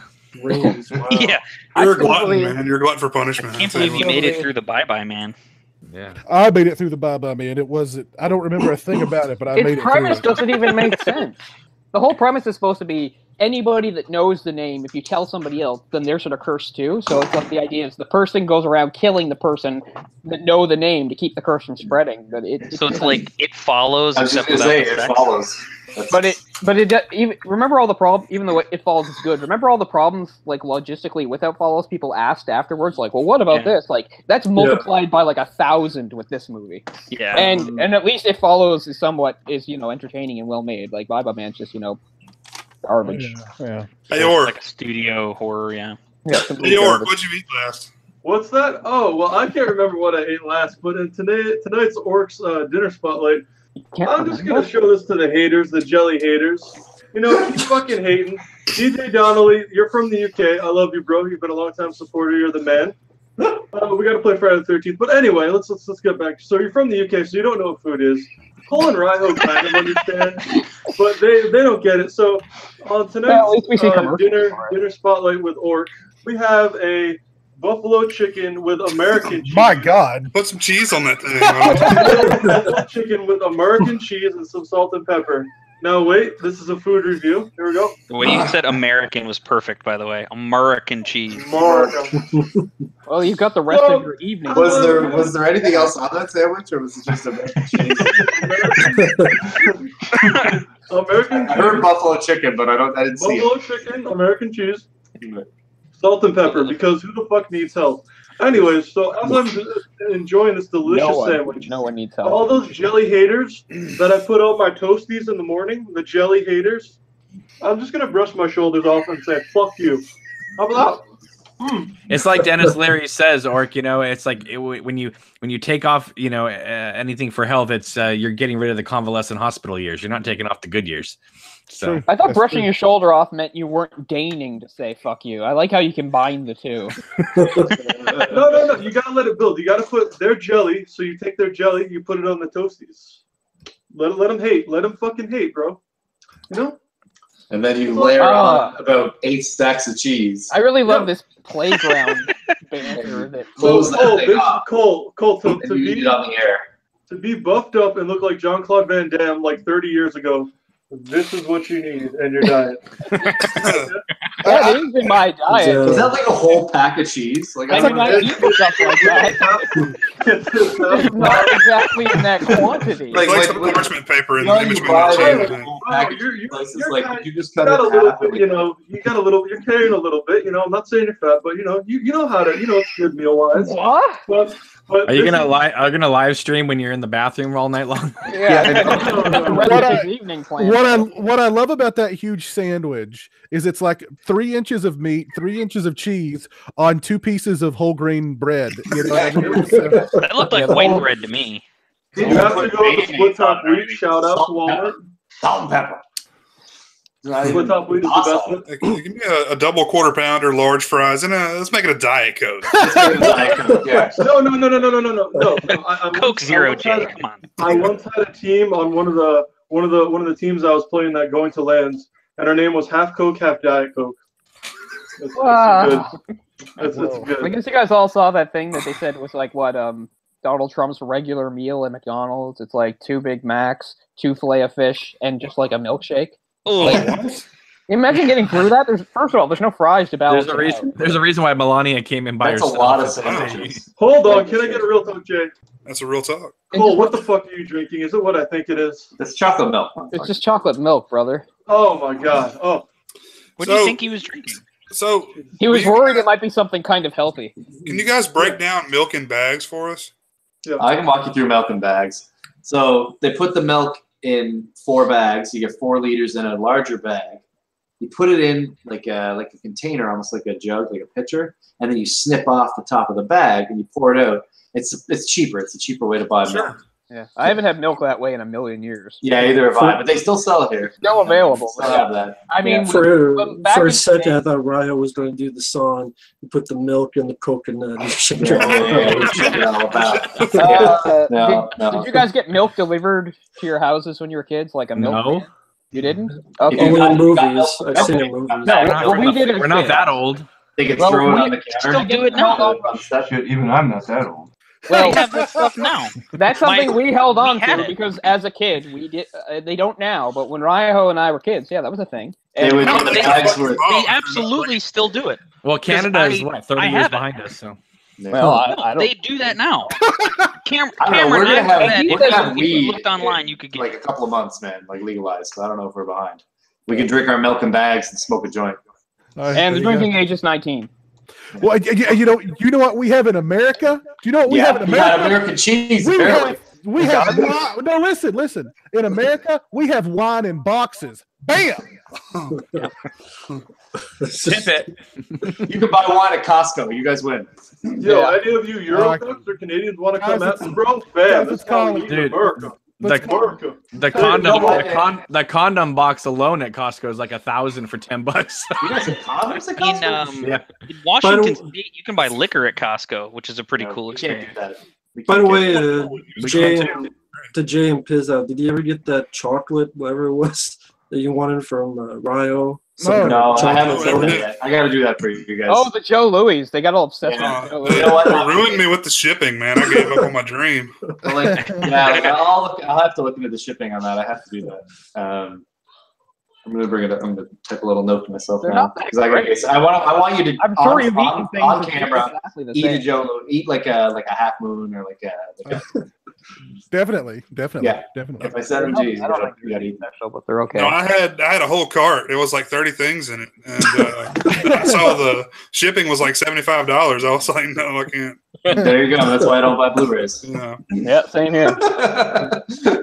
You guys got all the good It's like, movies. I will man. take one of those. I will take a box of those. two You guys are boxes. like Criterion sale. I'm like, oh, sweet, Criterion sale, and then the shipping is through the roof. So, $100. And you're like, yeah, okay. because even though it's Canada, it's still international shipping. Yeah. Yes. I sent Cole a Criterion, right? And it was, I forgot which one it was. It was Life Aquatic. It was Life right? Aquatic. I sent him that shit. And then, like, after all of the fucking Canadian taxes and the shipping fees, I was like, am I buying you a console or a Criterion? What the fuck is going on now?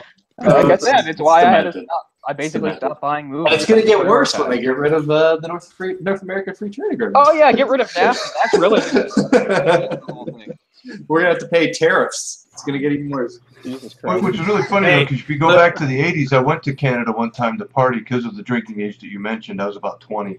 Yeah. And in a novelty shop there, they had a T-shirt that had an eagle fucking a beaver, and above it said "free trade." So I think that's pretty funny how things have changed in 30 years. Yeah. At least You used it. That's that. What? It's funny. I want that T-shirt. That sounds awesome. It's But- kind of but- still that way, but Yeah. now, from what I, It's now, still from that what I way. understand, Canada is still owned by the Queen, right? So you still are a colony. she's a really nice lady. Yeah. Well, she doesn't ask for much, so I don't really Yeah, she mind. doesn't really bother us very much, but Yeah. it's all good. Well, we broke away from that shit years ago. So- I guess so, but I'm not really seeing the gain. They still call us the colonies. Yeah. Guys, why don't we We wrap don't it sing up, "God guys? Save the Queen" or anything. Why don't we wrap it up, guys? Why don't we wrap up our 5 Started. 5-year anniversary Orc special? Sandwich killed it. Orc sandwich killed it. He's in the restroom already. No, he's in the bathroom throwing up. Bro, hang on. Excuse me with my mouth full. There's a go for you, right? Can you watch that down with that With this real, much real cheese, sugar I Pepsi? won't even see the restroom for a fucking week, bro. Let's go. What are you drinking? I haven't seen your drink. I've seen the big old sandwich, but what's I washing have that one down? regular Pepsi with real sugar. Get jelly, go. Canadians. Get jelly. Jelly. But now I'm jelly. I'm I'm keeping jelly. it healthy, bro. Sparkly ice. There you go. Okay. Classy. Mike, why don't you send us off on some wise words? Let's close out this 5th anniversary special with some wise words from B Movie Mike. 5 years. Say, Orc should be an inspiration to us all. He is a living embodiment of the Rocky speech. It's not how hard you can get hit. It's how hard you can get hit. Keeps it moving forward, right? And how hard you can hit. I fucked it up, but you get the point. He is still standing. He is the man. So anybody you can make fun of him all you want to, but he is the Teflon Orc. So the words are: be more like Orc. He's carefree, great time, and the shit he's going through you couldn't even possibly imagine. So he is our true hero, the hero of the factory, Mr. Orc. There you go. You know, Point of clarification, though, he has to stand. So Yeah. he couldn't. He has to be I standing. was going to say that too, but I'll let you go. Or romantic Teflon Don. There we go. Which All right, is fine. guys. I No, don't Piz, think we we're get not that. ending it there. God damn it, Piz, your moderation sucks ass. I would like to say thank you, Mike, for such the kind words that you display of your, with your neo-Nazi redneck passion that everyone thinks you have. Oh my I really appreciate it, Mike, because you're a small guy too. I hope you live on to be like 105. You're the man, dude. I love you. No homo. We'll give it a shot. All right, guys. Let me give a big thanks to all you guys out there who tuned in. Let me give a big thanks to all you guys who've supported the show since day one. We appreciate it. Big thanks to my panel. Big thanks to everybody who's been on the show who's not here right now. But yeah, it's been a wild ride. 5 years. It's been a lot of fun. And yeah, here's the 5 more. This giant bottle of pills that I'll be taking. But we'll see you guys later. Have a great week, and yeah, thanks again for supporting the show. We appreciate it. Have a good one, I guys. just showed you the secret. How does he deal with all these personalities? Big bottle of pills. There you go. This is what does it right here. This is what does it He's right gonna wake up in a week and he's gonna be like, That's "You guys gonna ready prop for him another up for show?" 5 more years. He goes to sleep with the saxophone man playing and lullabies. He still believes. He still Oh, believes. That's Pizzell's wise words tonight, people. Always More oil. believe. More oil. Next 5 years, we will believe. Still believe. Still believe, Still guys. believe. Always The believe. oil hose. See you later, guys. Peace.